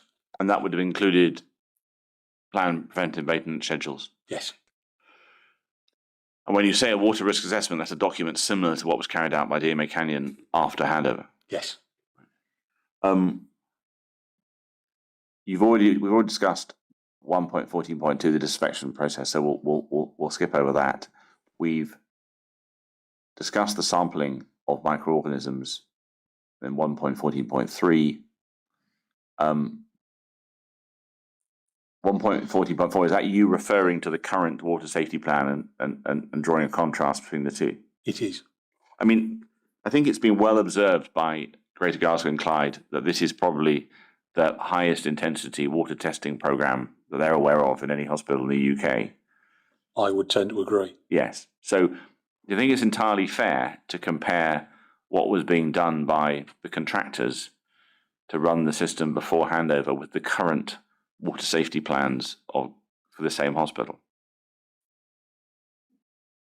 You always want to compare practice against best practice, even if they are worlds apart. So whilst it may be unfair, and that is not the intention of this report, the intention of this report is to highlight what had happened in the past, as far as I could tell, compared to the current management arrangements, as best I can tell. I wonder if we can go to 1.14.5, because we asked you to tell us whether the systems were at handover contaminated by microorganisms or biofilm at handover. And you don't feel you can quite answer that question. Again, that was a nod. Yes. Yes. So can you tell us what you feel you can say about the state of the system at handover based on this additional information in these reports? I don't believe I can draw a precise or accurate conclusion. I can state that, in my opinion, they were suboptimal. There were clearly some contamination or microbiological activity within the systems at handover.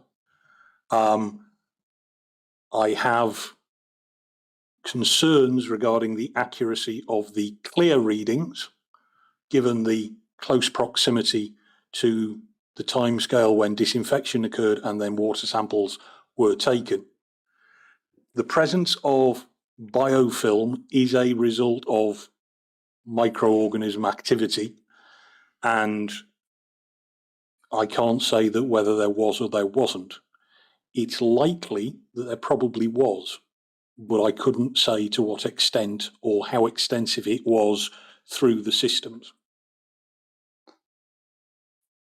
And is that partly because of the failure to multiple resample? It's both the failure to multiple sample, but also the sampling. If you want to try to establish extent of any, and forgive me, I will continue to use the word contamination because that's what I'm used to using. You really need to look at pre and post flush samples. You need to look at multiple samples from close proximity to establish whether any contamination is local to an outlet or is further back in the system and more likely to represent systemic. Typically, if you take a pre-flush sample, so you collect the first litre of water out of a tap and it has a high microbial count, if you then flush that outlet and take a further litre, a post-flush water sample from exactly the same outlet, and the first outlet sample, the pre-flush was 1,000 and the post-flush was 25, the likelihood is that the contamination was centred around the outlet because you have moved through fresh, clean water, you've got rid of the point of contamination in the tap, and you are now getting much lower results. It doesn't mean that you've cleared the problem because you still had a high pre-flush, but it would indicate that it is likely to be an outlet contamination rather than a systemic. If the reverse is true and you take a pre-flush sample and it comes back at 25, but you take a post-flush sample and 1,000, then more liquid has passed through or over the source of proliferation, has been released and has therefore been collected at the tap. That would be indicative of a more systemic colonisation of the water system rather than a single outlet. I think probably we should, just before the coffee break, do this topic a little bit more detail. I recollect, I think it may have been your evidence, but there has been evidence around the idea that taps get contaminated, particularly taps, because there's recessional contamination from either from the users or from the cleaning or from splashing or aerosol off the drains. Is that roughly right? Correct. Right. How do you get recessional contamination? Is it as easy to get recessional contamination on a site that's not operational? Because there's no one cleaning them. There's no one putting the wrong stuff down sinks. There is someone flushing them. Yes, but not very often. And there are people, I would suggest, putting things down sinks that shouldn't go down sinks in a building site, possibly even more so than in an operational hospital. Half-drunk tins of fizzy drink should not be poured down drains if you then use them to flush, because you've provided nutrients and sources for any bacteria to then plume out of that plug hole and back onto the outlet. It is probably fair to say you are less likely to see localised contamination from outlet to system in a non-operational environment than you would in a operational environment. Right. I want to do one more question before we have the coffee break, Lord, which is to go back to page 82, final paragraph on the page, 1.40.6. I get the impression that you're saying something here about you're drawing a conclusion that there might well have not been a whole system flush. Is that what you're saying? Yes. Can you explain how you work that out? Because I don't quite get it. Well, we've got conflicting statements about when the system was wetted and over a period of, I believe, 13 months in total. We know that the whole system was wetted by January 15 because water samples were taken from the outlets. So it must have been full by the time you did the disinfection and took water samples. But there's no clear evidence of a plan as to how the system was filled or over what period of time. Right. So you are therefore inferring that it probably wasn't flushed. Is that a little bit of a step too far? I have no evidence to show one way or the other, but if the system wasn't flushed because it wasn't filled, I would not be worried. Yes. If the system was partially filled and partially flushed, and then a bit more of it filled, how the efficacy of the overall flushing, I've got no evidence of its. So you're not saying that you know for certain that something's happened, you're just increasingly nervous because you don't know. Correct. Right. Well, this might, I think, be an appropriate time to break, and after the coffee break, we'll move on to the topic of risk. Can I just take the opportunity of asking a very basic question?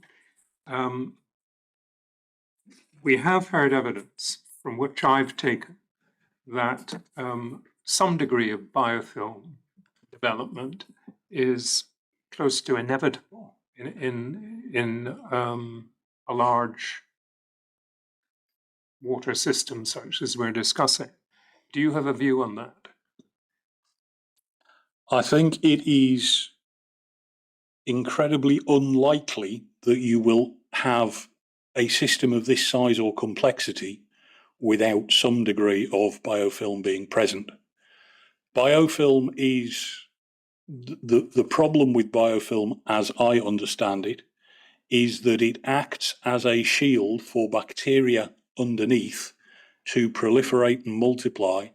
And then if that biofilm is stripped or bursts out the organisms underneath it, it will then be carried around the water system.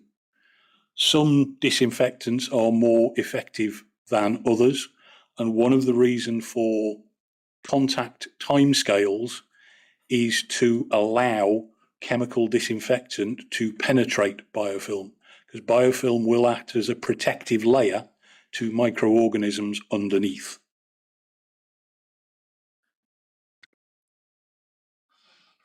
So that's an explanation of why I think the way I put it, which may be overly simple, is that some degree of biofilm is inevitable even in a well-run system. Yes. Right. Well, Can I just follow up with one question, because it Yeah. saves coming back to it? We've had some evidence, I think, from Dr. Chaput about the difficulty of working out whether you actually have biofilm in a system. And she gave some quite colourful evidence about you'd have to sort of cut up your pipes to work out, and testing one location doesn't tell you what's going on 3 inches down the pipe. Would you accept that? Yes. Or are there other ways of working out whether there's biofilm in the system? The general accepted way of working out whether there is biofilm present is the water sampling test results, but they are an indicator of it, not an absolute definite. So the greater number of total viable counts you have in your water system, the more suspicious you should be there's a biofilm. Would it also apply differently on a bigger system? Yes. The more likely it is to be there? Yes. And presumably all the stuff we previously discussed about whether the temperatures are being run correctly and all the other risk factors. Yes. Right. Thank you. Well, we'll take our coffee break now, and perhaps could you be back for 10 to 12? Thank you, Mr. Pope.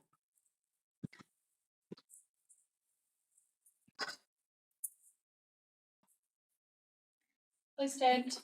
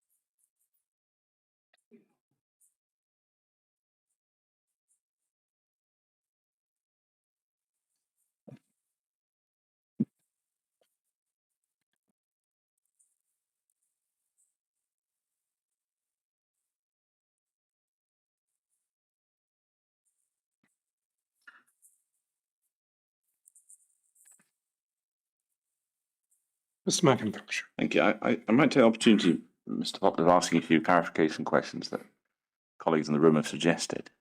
If we think about the strategy for the removal of point of use filters, I'll mention a few things that we've heard in evidence, and you can tell me whether you recollect these as we go. So we heard in evidence that when the filters were fitted in Ward 6A and Ward 2A, there was some concern that non-tubercular mycobacterium was not being successfully controlled by the chlorine dioxide system. Do you recollect that? Not specifically, but yes, go on. And that therefore, whilst water that was post-filter didn't have in it that particular mycobacterium, behind the filters, there was a concern there was a non-tubercular mycobacterium of various sorts. If it's the case that, I think Dr. Inkster gave evidence about this, that chlorine dioxide and other biocides are less effective at controlling non-tubercular mycobacterium, how would the removal of filters protect patients from such mycobacterium that can't or may not be being controlled by the chlorine dioxide system? With the filters in place, if they are appropriately monitored and changed, then they prevent the mycobacteria or particles in general getting through to the patient environment.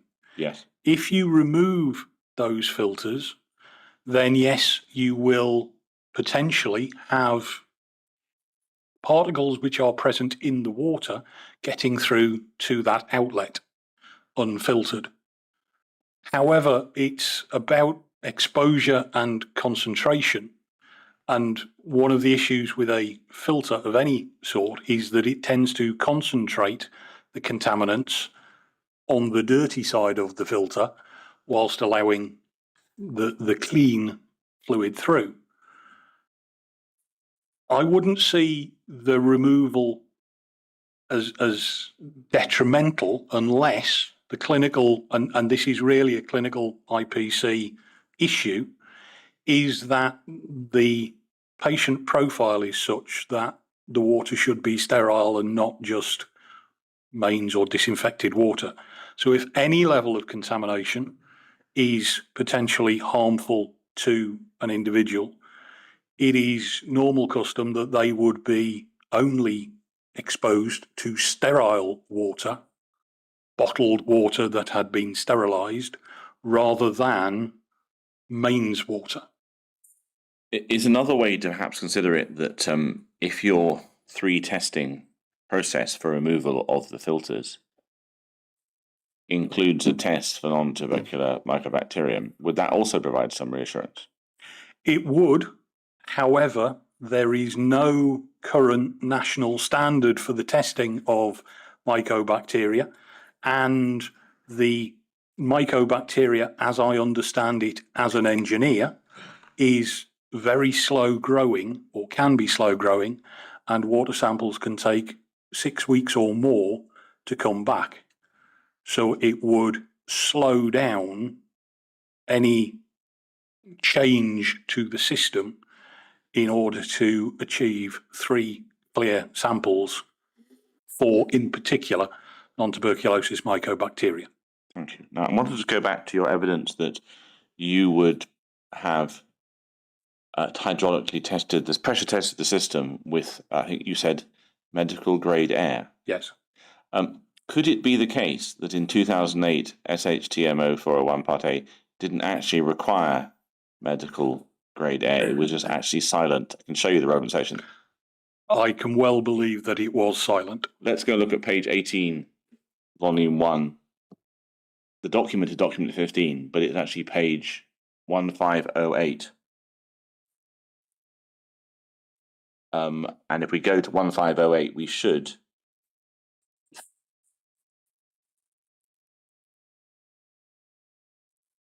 find there a section on pressure testing. Yep, 1508. I think we're being told that there are only Well, I would. 779 pages. What bundle are we in? 18, volume 1. I think we're in bundle 21. So 18, volume 1 is one of our largest bundles, my lord, and causes great problems to all our computers. So it's 1508. And there we are, 16.3.1, pressure testing. It's rather a short section. Do you accept that back in 2008 that there might not have been a requirement to use medical grade air? I do.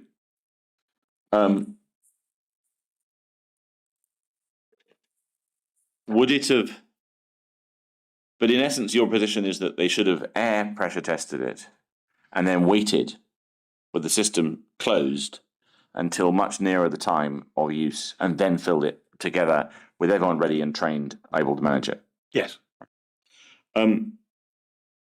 Given that you've been looking in your audits at the project team and their work and how they deal with the other teams, it occurs to me you might be able to answer this question that someone's asked me. What awareness do you have of current major rectification projects in the water system for the hospital? None. And what about current ventilation systems in the hospital? None. None. Let's look at the paper we talked about briefly before by Dr. Japut and her colleagues, which is Bundle 44, Volume 8, page 141, at least I hope it is. It is. So, did you have an opportunity of reading this paper in Water Research 282-2025 123748 some weeks ago? I did. Now, firstly, do we notice that the authors include a number of people with whom, firstly, we've had evidence from in the form of Dr. Putt, Mr. Clarkson, Mr. Kelly, Mr. Watson, and Professor Steele and Professor Leonard, but also with the exception, I think, of there's quite a lot of these people you've actually interviewed as part of these audits. Yes. Yes. What, in a sense, do you understand this paper to be discussing or describing? It is describing how an approach has been adopted in a unused or area undergoing refurbishment or out of clinical use to manage to trace where microbiological proliferation occurred and to identify the efficacy of different approaches to address that proliferation, ultimately concluding that a multiple stage approach was, on the evidence of the findings, effective at controlling microbiological proliferation in a ward area which was taken out of use for a period of time. Is there an element of, I'm not sure surprise is the right word, but of developed understanding that multiple stages are needed in this? Not on my part, no. No, what I mean is the authors, they're describing a learning process as they try various things. I have the impression that they were aware that that was likely the case. Right. And this was used to produce evidence based of that approach being effective. What can you or can we take from this paper when we come to thinking about the current management of the water system in this particular ward, so that's 2A and 2B, as discussed by your audit? Is there anything we can draw from this that helps understand the same field that you were looking at in your audit? I think it provides reinforcement or evidence that the current team are going above and beyond the guidelines or standards set to ensure a proactive management approach to water systems. Does this paper help you or the inquiry understand the difficulties that exist in rectifying a water system that has in the past had high levels of microbial proliferation or contamination? Does it help us with that? I think it highlights that the extent of works to be considered and undertaken are in excess of the minimum standards as outlined in SHTM. So effectively, you need to do more than the SHTM 0401 Part B standards to recover a system. In the appropriate clinical environments, potentially, yes. Does this paper help us understand some of the processes that might have been going on in the water system in the hospital as a whole in that period of its construction in 14 into 15 when it was pre-filled and it was being managed? Or does it not help us with that? Not directly, no. And how does it do it indirectly? It demonstrates on a single occurrence. This is a single article demonstrating improvement or achievement of standards. It would suggest that this was not the process that was followed at the time. If this process had been followed at the time, may that have resulted in less water-related issues? Quite possibly. But again, this is a single research article. One right result shouldn't be sufficient to change the entire approach. It needs to be taken in the round with everything else. Thank you. I'm going to take that off the screen. Before we talk about risk management and safety, I want to take you back and imagine that you were in post as the authorising engineer water for the Queen Elizabeth at a couple of locations, points in time. And I appreciate at least one of these points there wasn't an authorising engineer water. So it might be easier for you to imagine you were. If it's April 2015, imagine you were then the authorising engineer water for the Queen Elizabeth, and you had actually in your hand, unlike the chair of the Water Safety Group, the 2015 DMA Canyon L8 risk assessment, which you've reviewed, yes? Yes. You also had the water testing results that you had considered in the report we've just discussed. And you also had the knowledge that you have of the issues that seem to exist at that point around lack of PPMs, what or wasn't in the Zutec system. And if you remember that suite of discussions that you considered in your previous reports. So with that state of knowledge,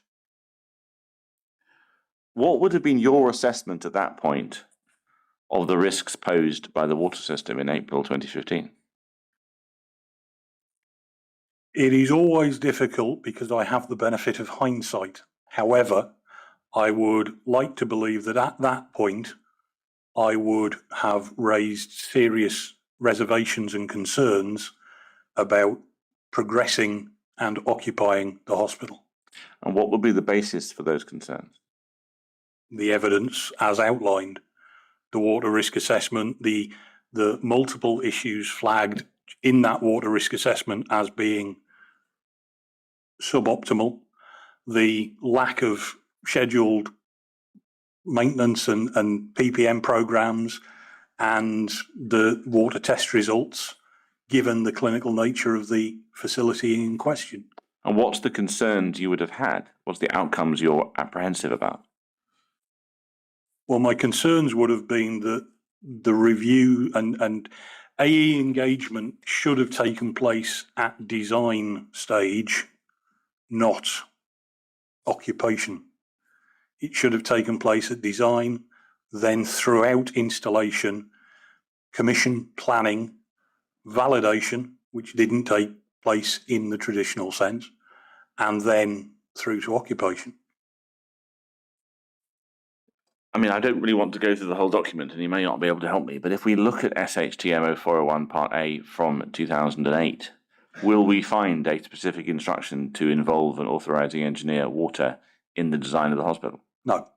Do we find that now? You find it in SHTM 00 core standards, but the AE role as a defined role didn't exist until the core standard was first produced. And when was that? I knew you were going to ask me that, and I can't remember off the top of my head. But around about the time the hospital was opened? Or Round about the time it was Right. opening, yeah. So in a sense, it's a slightly unfair criticism to say there wasn't an authorising engineer, water, at design stage in 2010, because no one had thought of the idea then. There wasn't the defined term of authorising engineer. There were specialists with water knowledge who could have been engaged. Right. Now, if we go back to April 2015, what would have been your advice to the board water safety group, other than the concerns you have about occupying or operating the hospital? Would you have given any other particular key pieces of advice to the water safety group in April 15? I think again, as an authorising engineer, I would have liked to have offered and played a significant role in coming up with a strategy to address the identified shortfalls and concerns. Is there any particular, I mean, you've obviously done an audit now, and you have experience and practice as an authorising engineer water.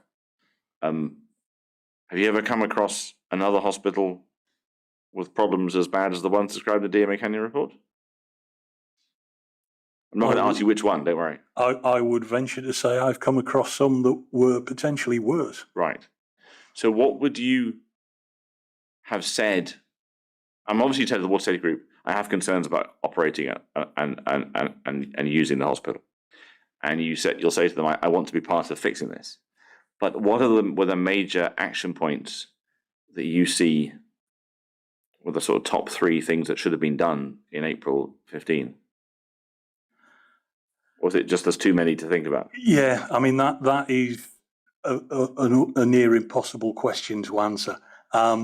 There are some fundamental issues that should have been put in place, accepting that at that point, some of the systems existed and it wasn't possible to change or wasn't practical to change, but there was potential mitigation, additional testing, additional screening, additional filtration that could be considered, and those would all be available for consideration to address some of the concerns and issues. Right.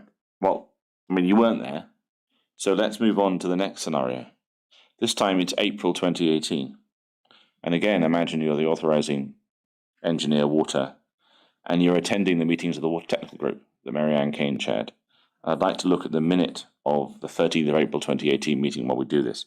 So that's bundle 10, document 2, page 9.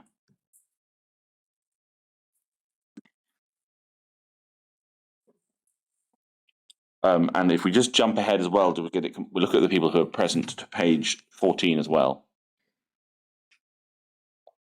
We again see that there's no authorising engineer, so you're it. So let's go back to page 9. I think I asked you to have an opportunity to review these in the last few days. Have you looked at these 2 minutes? I have. So, based on what is known, not only by the members of this group, but also in the 2015 and 2017 L8 risk assessments. So I appreciate the evidence is that some of the people in this list might well have known what's in the DMA Canyon list assessments, and some of them definitely didn't. But if we just give you all the knowledge, knowing what's in these minutes and the previous one, describing the testing results that they're doing, and the 2 DMA Canyon risk assessments, and indeed Dr. Chaput's report, which you've reviewed, of the water testing results, what would have been your advice you were giving at this time to in these meetings? What would you have said about what was going on and what should be done?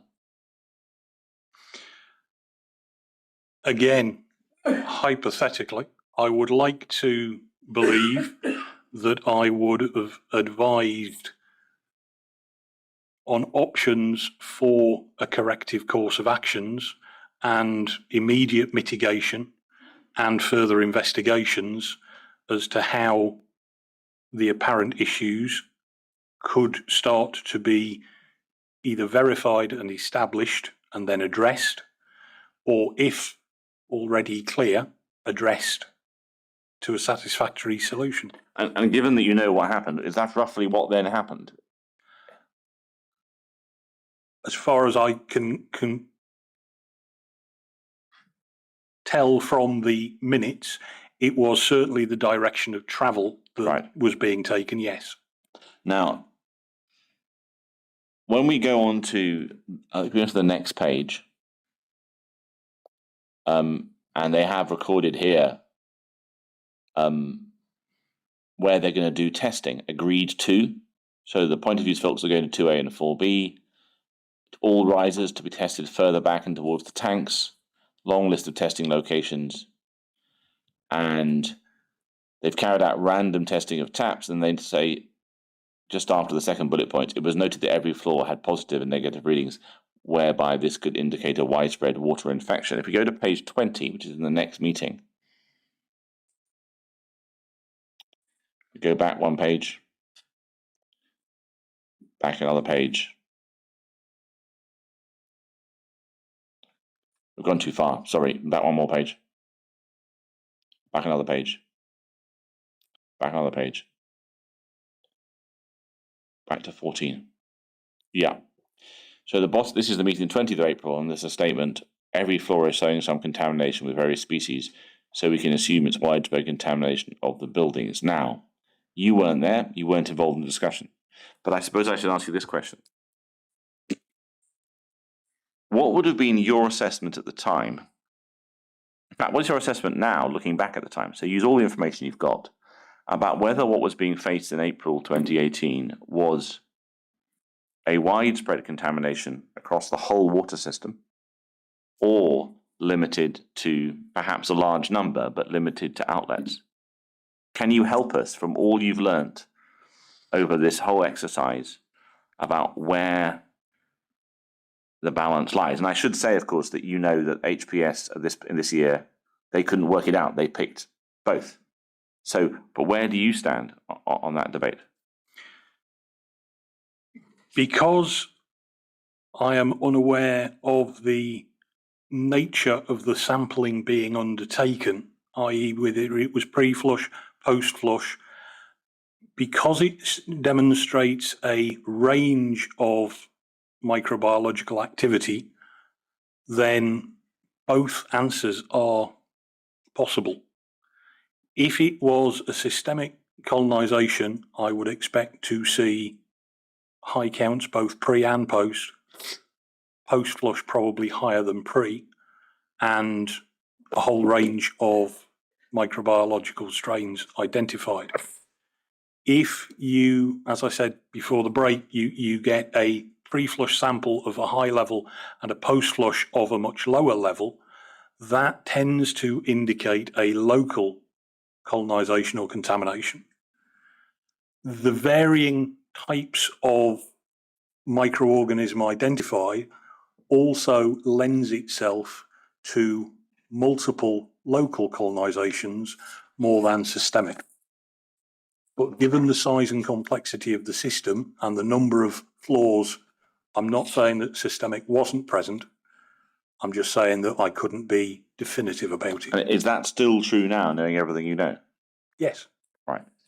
We can take it off the screen, please. What I want to do is move on to risk management. Now, we received a report from Dr. Mumford in the part 2 of the Glasgow 4 hearings, and it's in bundle 44, volume 6, document 1, page 4. And I wonder if you had the opportunity to review it. I have, but not in great detail. I haven't gone through it line by line. No, I just want to make sure you read it, because I'm going to look at. I'm going to ask you to use one of the tools she gave us in order to have a conversation. Because if we go to page 8, she provided us with a risk matrix, which he took from an NHS England document. Yep. Which presumably you're familiar with the principles for assessing and managing risks across integrated care systems in England. I am. Right, we take the top half of that page, please, and zoom in, because we're going to stay here for a bit. Yes, thank you. So what I want to do is to firstly understand your understanding of how risk is understood in the context of this matrix, at the risk of discussing something that I'm relatively sure you understand very well, but let's understand what you understand. So from your point of view, not as a clinician, how do you use a risk matrix to understand the risks arising from a water system or a ventilation system? It is, as detailed there, the consequence of something going wrong and how likely it is that it will go wrong. The two are basically multiplied together to get a simple numeric ranking. And we asked you a question, or series of questions, in the early parts of the inquiry, in key questions 1, 2, and 3, which defined the term unsafe as the presence of an avoidable risk to patient safety. Is that definition consistent with the way that safety and risk is conventionally analysed in the health service? As I think I stated at the time, the black and white or definitive safe versus unsafe is not a simple heads or tails. It is a sliding scale, and that is effectively what risk assessment gives. So, given that you've already made clear that particular colours on a risk assessment grid do not mean act, don't act, and again you're nodding. Sorry, yes. Are you willing to associate any part of a conventional risk matrix, like the one on the screen, with the concept of something being unsafe? Or am I comparing two things that aren't related to each other? I would say I can compare it to something that is relatively safe, i.e. something that is extremely rare and has a very low consequence. Yes. To something that is very potentially unsafe, i.e. it is very likely to occur and have significant consequence. So you would add more descriptive language to the concept of unsafe. So it's the Yes. very potentially. So if you look at that chart, top right-hand corner, it has to have a severe consequence that's almost certain to happen before it gets into that territory. Yes. Right. Now, with that in mind, as a sort of tool, what I'd like to do is to try and discuss it, because we didn't do this before, and I feel that's an oversight on my part, to try and discuss with you your conclusions from your previous reports and all the information you've learned since about where the water system at various times and the ventilation system in various places and times might sit on those charts. But before we do that, we have to recognize that you're not a clinician. And again, you're nodding. Sorry, no, I am not a clinician or a microbiologist. But if we start with water, when it comes to, you've discussed at various points in evidence concerns that arise from, in simple terms, badly managed water systems. How do you understand likelihood and consequences, given that you're not a microbiologist and you're not a clinician? And what's your method of getting to a useful understanding of the topic so you can do your job? I would say that I have, through near 40 years experience of working in healthcare and working with microbiologists, consultants of all manner of clinical discipline, and understanding of a basic understanding of microbiology and the risks that it poses. As an engineer, I am able to bring the practical elements of if it exists within, say, a water system, going to come into contact with a vulnerable clinical group? And if so, what can be done to minimize exposure or reduce or eliminate exposure? Correct maintenance and management of the water systems is one of those elements. So whilst any risk assessment, particularly relating to ventilation or water, is not a single discipline process, the British Standard for Water Risk Assessment clearly states that it is a multidisciplinary approach which has to take advice and considerations from multiple sources to assess ultimate risk. So it may be that I do a risk assessment and categorise something within the matrix, but then a clinician or microbiologist will bring a different viewpoint or a different level of knowledge, which would then influence where that ultimate risk score, for want of a better term, actually ends up. So one person doesn't decide it's this or it's that. And might it be fair to say that your understanding of likelihood and consequences is informed as an engineer by the sort of cases you've dealt with? Yes. It's a practical lifetime experience rather than an academic. Yes. And so, I mean, tell me if this isn't a good analogy. Could you be more comfortable in assessing risk for Legionella than you are in assessing risk for atypical mycobacterium? Definitely. And why would that be? Because I have far greater experience and exposure, for want of a better term, to Legionella and its controls than I do to other microorganisms.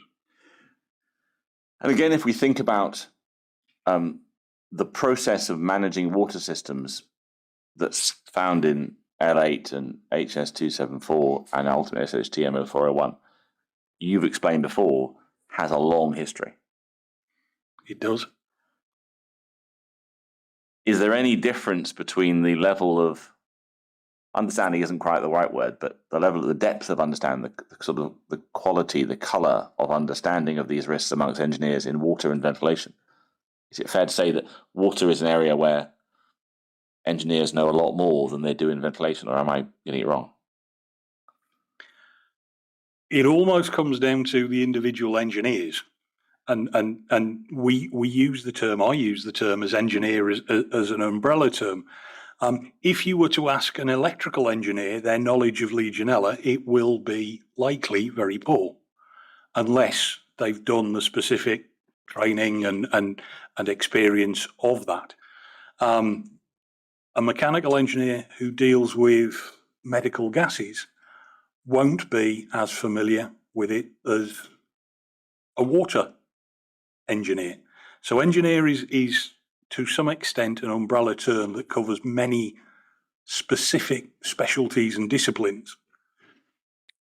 Prior to 2019, the level of knowledge within water among engineers was considerably higher than that of ventilation related or airborne pathogens. Post-COVID, an awful lot of stuff has been read about, an awful lot of people have educated themselves, an awful lot of people have looked into it, and it is increasing exponentially. But Aspergillus, as an example, was a relatively unknown microorganism for engineers to worry about before the 90s. Do you have any particular experience with Aspergillus yourself? I do. How does that arise? In Newcastle, during the early 90s, there was a significant incident resulting in multiple patient fatalities that was linked to Aspergillus. As such, I was tasked to look at precautionary measures that could be used to protect patients during which I spent a great deal of time with consultant microbiologists and clinicians of particular clinical groups and instigated and delivered protection methods for a number of areas around the hospital estate.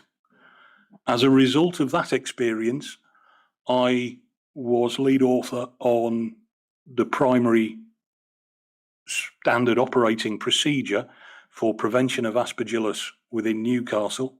That document was then used as part of the reference document for the Irish standards for the control of aspergillus. And I've gone on to act as an informal advisor to, at the time, NHS estates on aspergillus, and I'm now currently working with the Healthcare Infection Society on production of the first UK standards for management of aspergillus risk and control.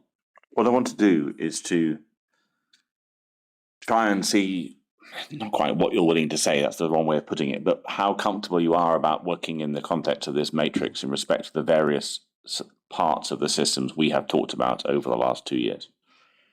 And so if we start with the water system, as it was in April, well, let's make it actually when the patients arrived, so in June 2015,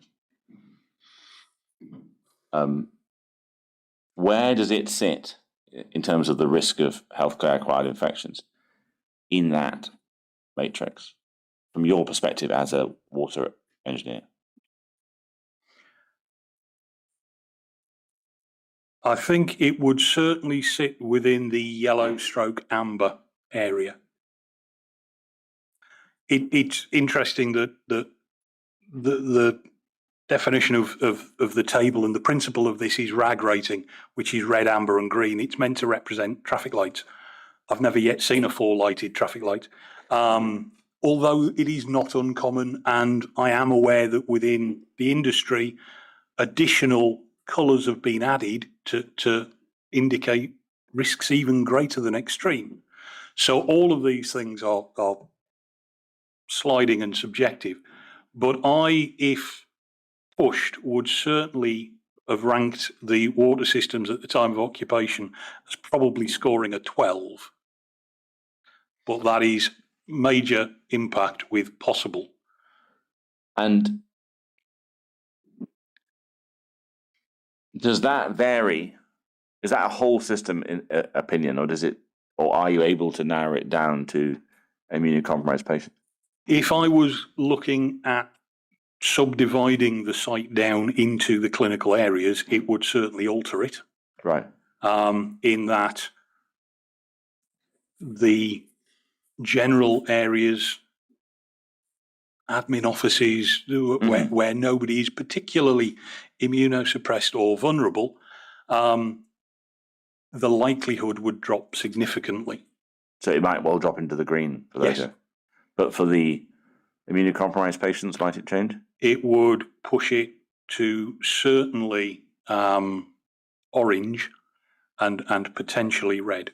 Right. If we step forward to the next time we asked you to think about, which is that moment in April 2018, we'll actually make it before the point of use filters come on, just for simplicity's sake. Again, for the whole system, where would you place the whole system in this, about then, knowing what you know, particularly about infections and concerns around water testing results and stuff like that? I would have said that it had a higher overall risk rating because there was more evidence to support that in terms of the sampling results and the infection. So cases. higher than in 15? Higher than in 15. And if you were again to narrow it down, would the sort of administrative areas still be down there in the green, or would they have moved as well? No, they would be down in the green. Right. And the areas with immunocompromised patients, particularly we're thinking about 2A, because that was the focus at that point, where would that have got to? Almost certainly 20 to 25. Right. If we now think about the system, I've had thought of asking you lots more complicated questions about when the chlorine dioxide comes in, but actually I realised that it doesn't actually help. So I'll just ask you about it when you wrote your audit. So if we're thinking about the system at the time you wrote the audit you've just reported on, where does the system sit now for the whole system? For the whole hospital, I think it probably sits at a 6. Right. Which puts it in the medium category in the middle there. It's medium, but unlikely in terms of, because of the level of control measures, because of the level of focus, then I personally think 6 would be reflective of the whole system risk. Now, knowing what you know about the new system in 2A and 2B, and we should repeat the exercise. So where would you put the 2A, 2AB risk now? I would probably put it somewhere around an 8. So it's more likely to have a major consequence because of the exposure risk to the individuals, but it is still unlikely in that it has the precautionary measures that it has in place. And then where would you put the administrative public areas? Probably somewhere down near 2, possibly a 4, but And in the green area.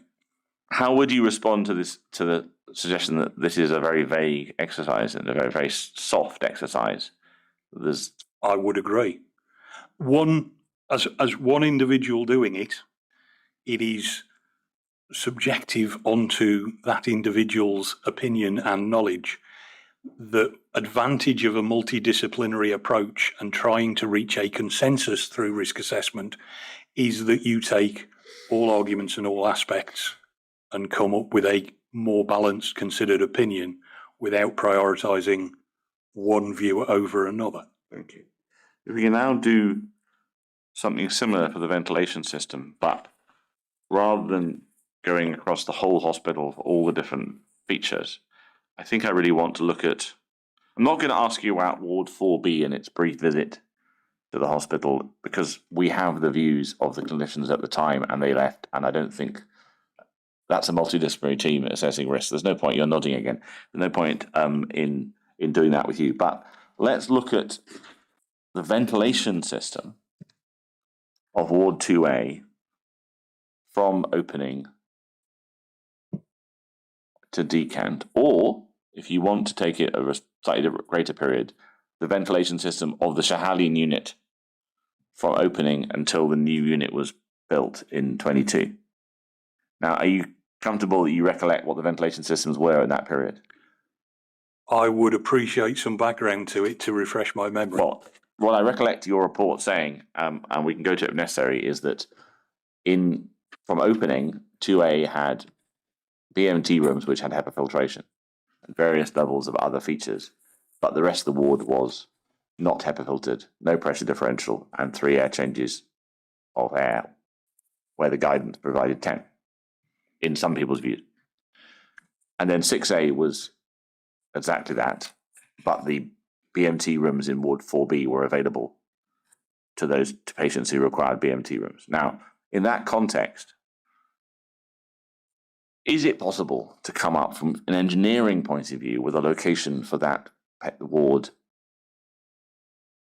in that risk matrix? Yes, it is possible to come up with a position, which I will do in a moment.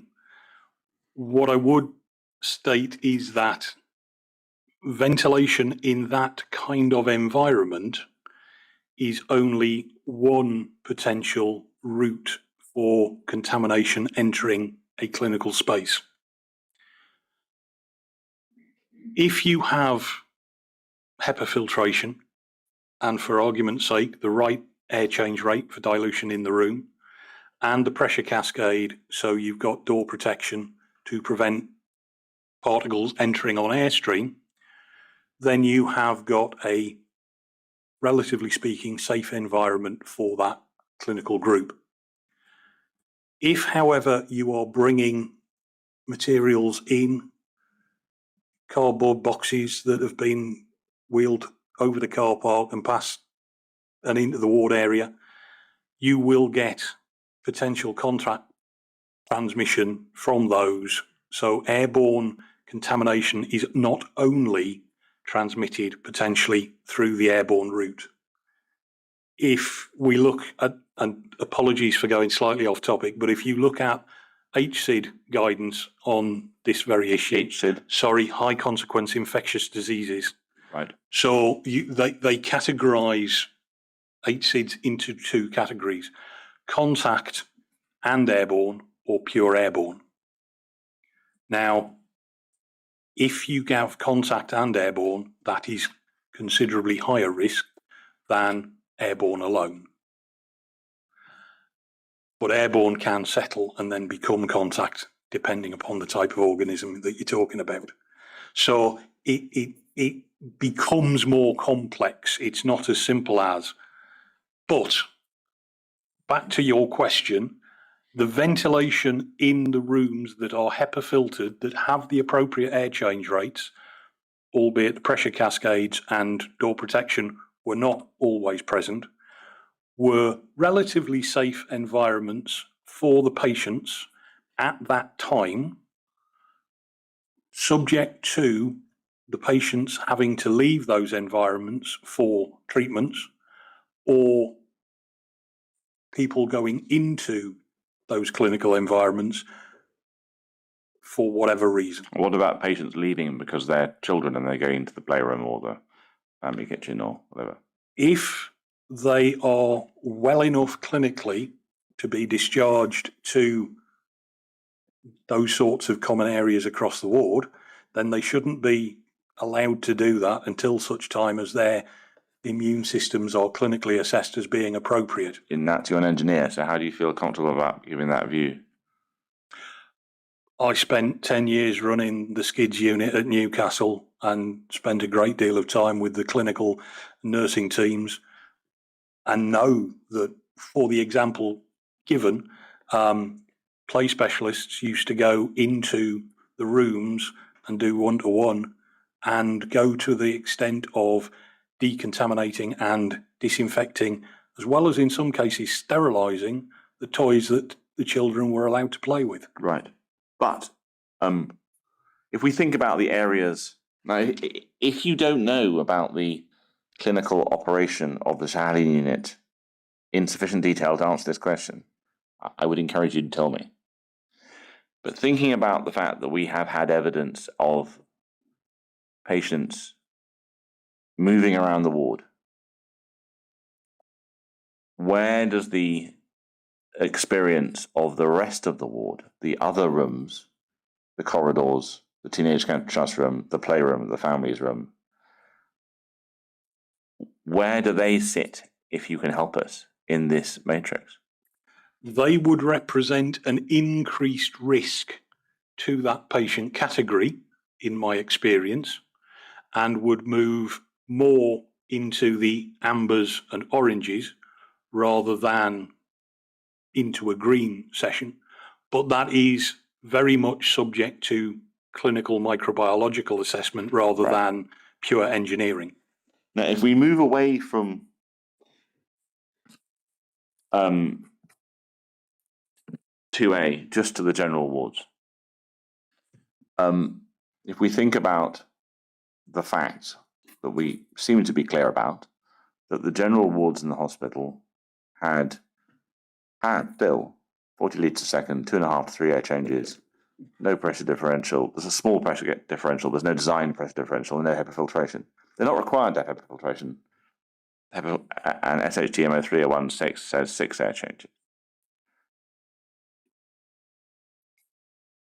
How can you help us about understanding how the risks in those wards fit on this matrix? The position of any individual ward on this matrix would be determined by their clinical usage. If you had a fracture clinic, so there are people in there with broken legs, broken arms, fractures that are repairing, then whilst it is not achieving the required standard of SHTM, which at design is 6, in operation would be 5, it is still suboptimal. However, the risk of those individuals cross-contaminating or picking up contamination from within the space is they are relatively fit and healthy other than their broken limb. If you had a respiratory ward where you had considerably older, generally, patient category, susceptible to infection and pulmonary issues and already suffering from an airborne related infection, then that would put it considerably higher on the risk matrix. But you, Same environment, different clinical group means that it sits different places of that matrix. and that would probably be a clinical assessment by the clinicians involved. Yes. Given that you're not a clinician, how does this conversation connect to the evidence I put to you earlier that there hasn't been a formal risk assessment of the general air change rate across the general wards of the hospital? It doesn't change the fact that one would be recommended. Now, what I wanted to do almost before we wrap up was to put to you something that you've just touched on. I think we want to be clear about something that I suspect is the case from listening to you and reading your reports, but I feel it's important to nail it down. You just said that a 6 air change system would practically produce 5. It would pass the standards of in use at 5. And is that because the standards in use recognise that you often won't achieve the design percent air change? A facility should be designed to achieve its stated air change rate. So we'll use a ward and say 6 air changes. So when it's fresh out the box and brand new, it achieves 6 air changes. There is a tolerance built into SHTM 301 Part B for up to an 80% drop in overall performance in use. An 80% drop? 80% of its original design intent. So drop to 80%? Drop to 80%. Sorry, that's just six. That would be a drop to 20%, the way you said it. Yeah, sorry. It's a drop of 20%, so it has to achieve at least 5 air changes in terms of its overall performance. And how long do those drops take to cut to it? It depends, and there's a couple of caveats, because when we write these things, we never like to make them straightforward. There are minimum air change requirements under, say, an operating theatre. So an operating theatre, whilst it is designed at current standards to 22 air changes, must not drop below 18, which is not 80% of 22. There are also the requirement that if the design featured an air change rate above the minimum specified in SHTM, then it must maintain that required design standard without tolerance. So if you were ventilating a space to a classic 1 MRI scanner at 35 air changes an hour, not because of anything to do with what you were doing with the patient and not because of a microbiological risk, but because of heat dissipation within the room to protect the equipment, it must do 35 air changes at every verification. So the SHTM standards, as specified, are minimum standards for given clinical areas. If they are designed using, I think it's Appendix 8 within the Part A document, to be designed to above those standards, it should achieve the commissioned or validated standards throughout each verification. But if it's designed below those standards, what does SHTM 03, 01, any of the parts tell us about what it should continue to deliver throughout its working life? It doesn't, because the SHTM isn't written around, if you ignore us to start with, what to do in future years. Yes, so if we had, as we do, a ventilation system that is repeatedly designed to deliver 40 litres a second, and as Ms. McCluskey explained, if you count up the number of patients and staff are likely to be in the room, that can come to 2.5 to 3 air changes. Will that system the system that's in place, will it still be generating 2.5 to 3, or will it be generating less now? You would need to verify it to be able to comment on that.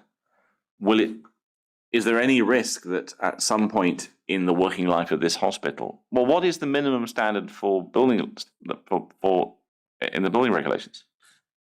Again, building regulations are date dependent upon, they are the standards that were in force at the time of construction, not if any future variation takes place. However, 10 litres per second per person is the current building standard for ventilation. So, and this is where we need to be careful that the air change rate in air changes per hour is not directly linked to the number of occupants and the litres per second. It's linked to the room size and the total air movement within that room to be counted as an effective air change. And so I suppose what I'm wondering about here is that if the rooms are systems designed to deliver 40 litres a second, and the building regulation standard is 10,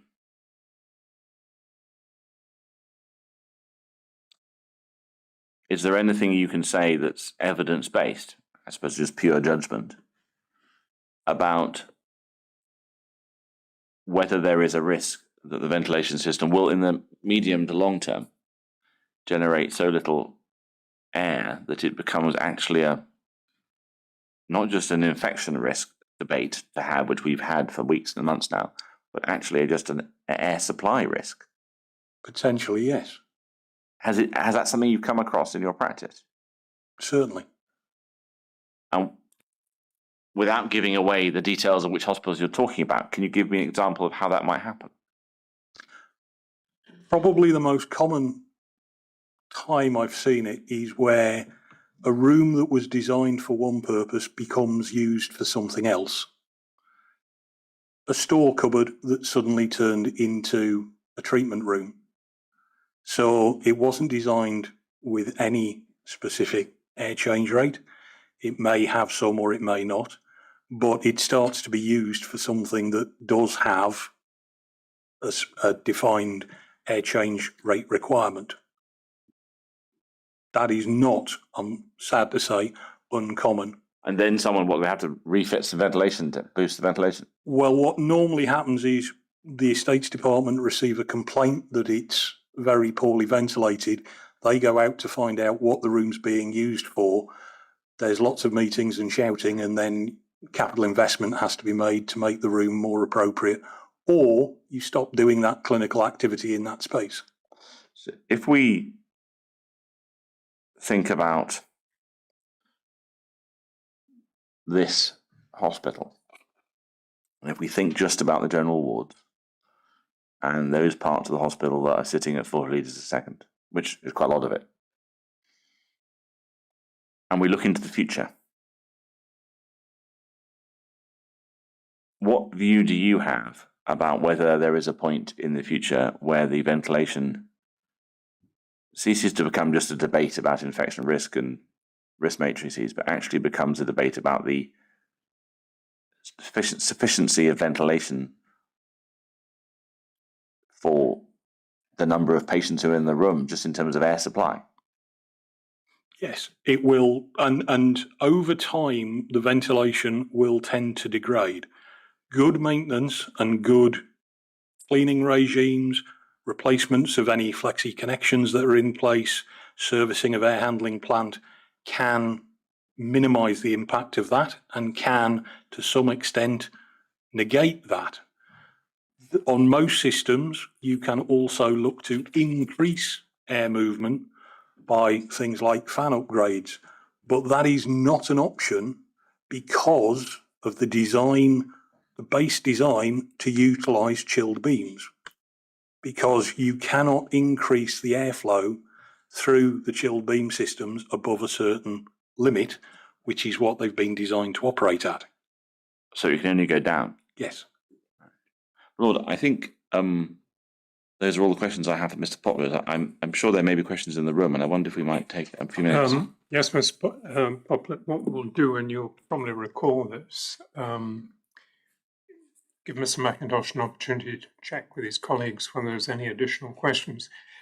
Before we do that, can you just help me again on a very basic matter? I think you've used the word validation in the course of your evidence this morning. Now, I understand that word properly to be used in the context of construction of a new building to describe the process where the client assures itself that the client has got what it thought it specified. Now, You are correct. Well, I'm right about that. Now, the other thing or the detail I want your assistance on is on my reading of SHTM 0401, at least in the 2014 version, in contrast to SHTM 0301 in relation to ventilation, would not seem to mention validation. Now, am I wrong about that? No, you are not. You are quite correct. So I'm right about it. Thank you. Now, we'll take a break to allow Mr. McIntosh to find out if there's any other questions. Please stand.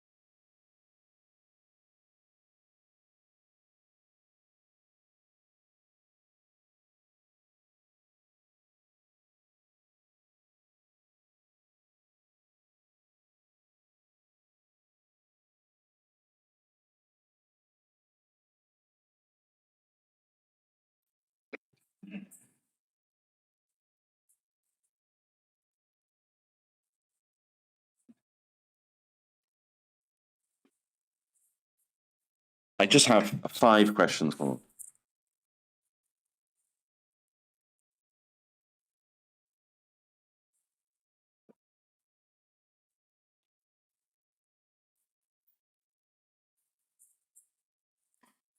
A few more questions, Mr. Poplett. So if we return, Mr. Poplett, to the topic of whether it's a systemic contamination or a outlet-led contamination, I'm reminded that in 2018,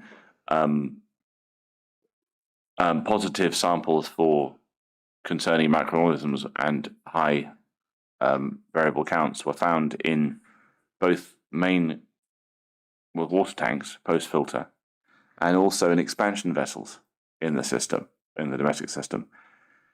Would that not tend to suggest that the problem was widespread across the whole system by that point? Not necessarily. The tank, yes, more so it would indicate likely potential systemic because it could act as a seeding source throughout the rest of the system. Expansion vessels, depending upon the nature of the design of the expansion vessels, can be in effect dead legs or dead ends. Well, these ones were, so they weren't throughput, they were single point of entry. So you have a single source of contamination, proliferation, and then discharge into the system, possibly at multiple locations. But it's whether that represents a systemic colonisation or individual location colonisation. When does a systemic contamination, or rather, is there a point when having lots of individual contaminated outlets becomes indistinguishable from a systemic contamination?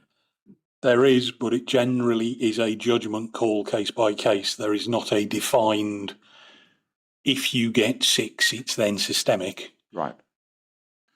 I wanted to ask a question about the taking of samples and what it means about whether it's local or systemic, but I wanted to make sure I heard you correctly. So just in terms of the type of microorganisms being found, could you explain again, when you flush an outlet, if there are multiple different types of organisms in the sample, is that suggestive of a systemic contamination or a local contamination? And if there are small numbers of different organisms, is that suggestive of systemic or local?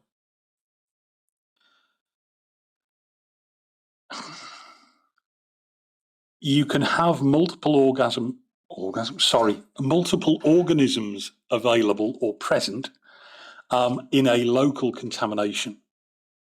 If it's more about levels of concentration pre and post are the primary indicators for whether it is local or systemic.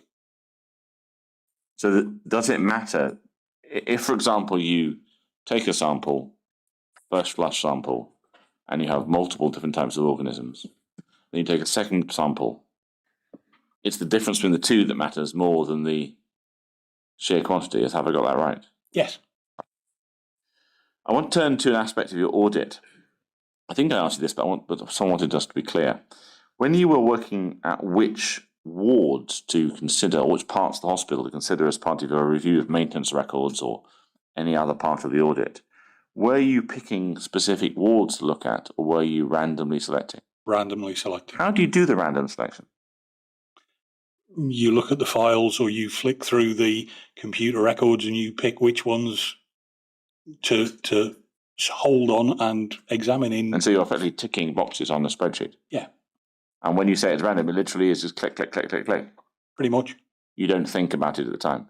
Not consciously. And this is the part of your idea, you're looking for the whole system, right? Yes. I've been asked to put to you that firstly, did you see maintenance records for chilled beams? Yes. And would you have seen maintenance record for chill beams in the cystic fibrosis ward? I couldn't answer that. I don't know.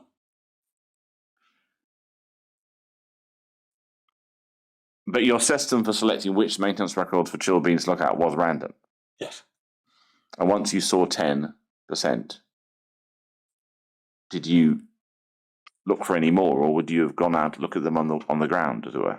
No, if I started by looking at the risk assessment method statement advice notes for the maintenance, I then got the individuals who I was talking to describe how they did it, the process, made sure that what they were doing matched the instructions that were being given.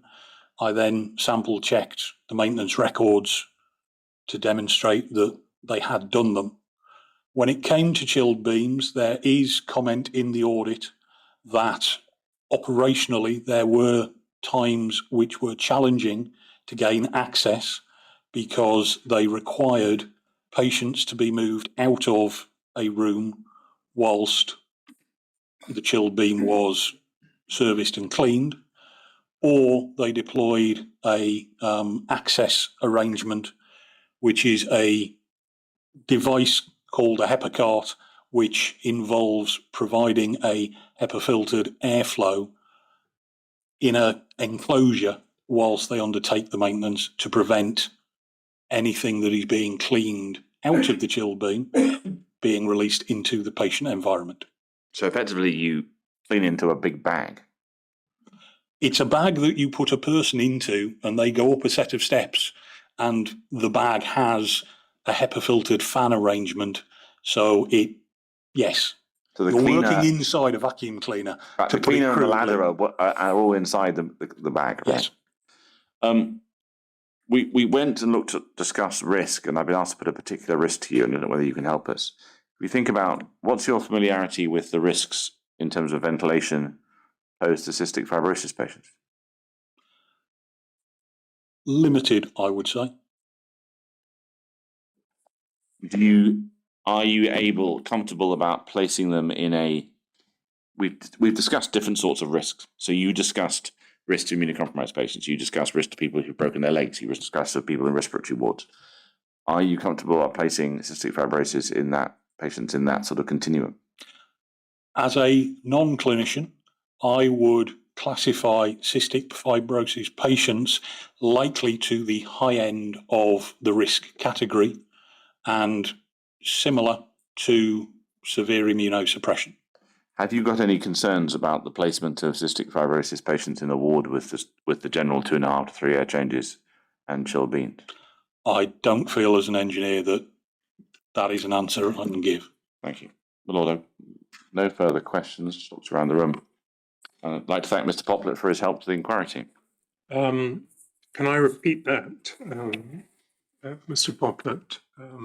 Not only in your attendance to give oral evidence, but in preparation of reports and the investigation that has gone in behind these reports. We're very grateful for that assistance. However, you're now free to go with the thanks of the inquiry. Thank you. Thank you. My lord, the next witness this afternoon is Mr. Best, and I don't know whether we want to start a little bit later. I think so. I would have thought that we could accommodate the witness even with a 2:15 start. Yes, that would be. Well, we'll sit again at 2:15. Consent.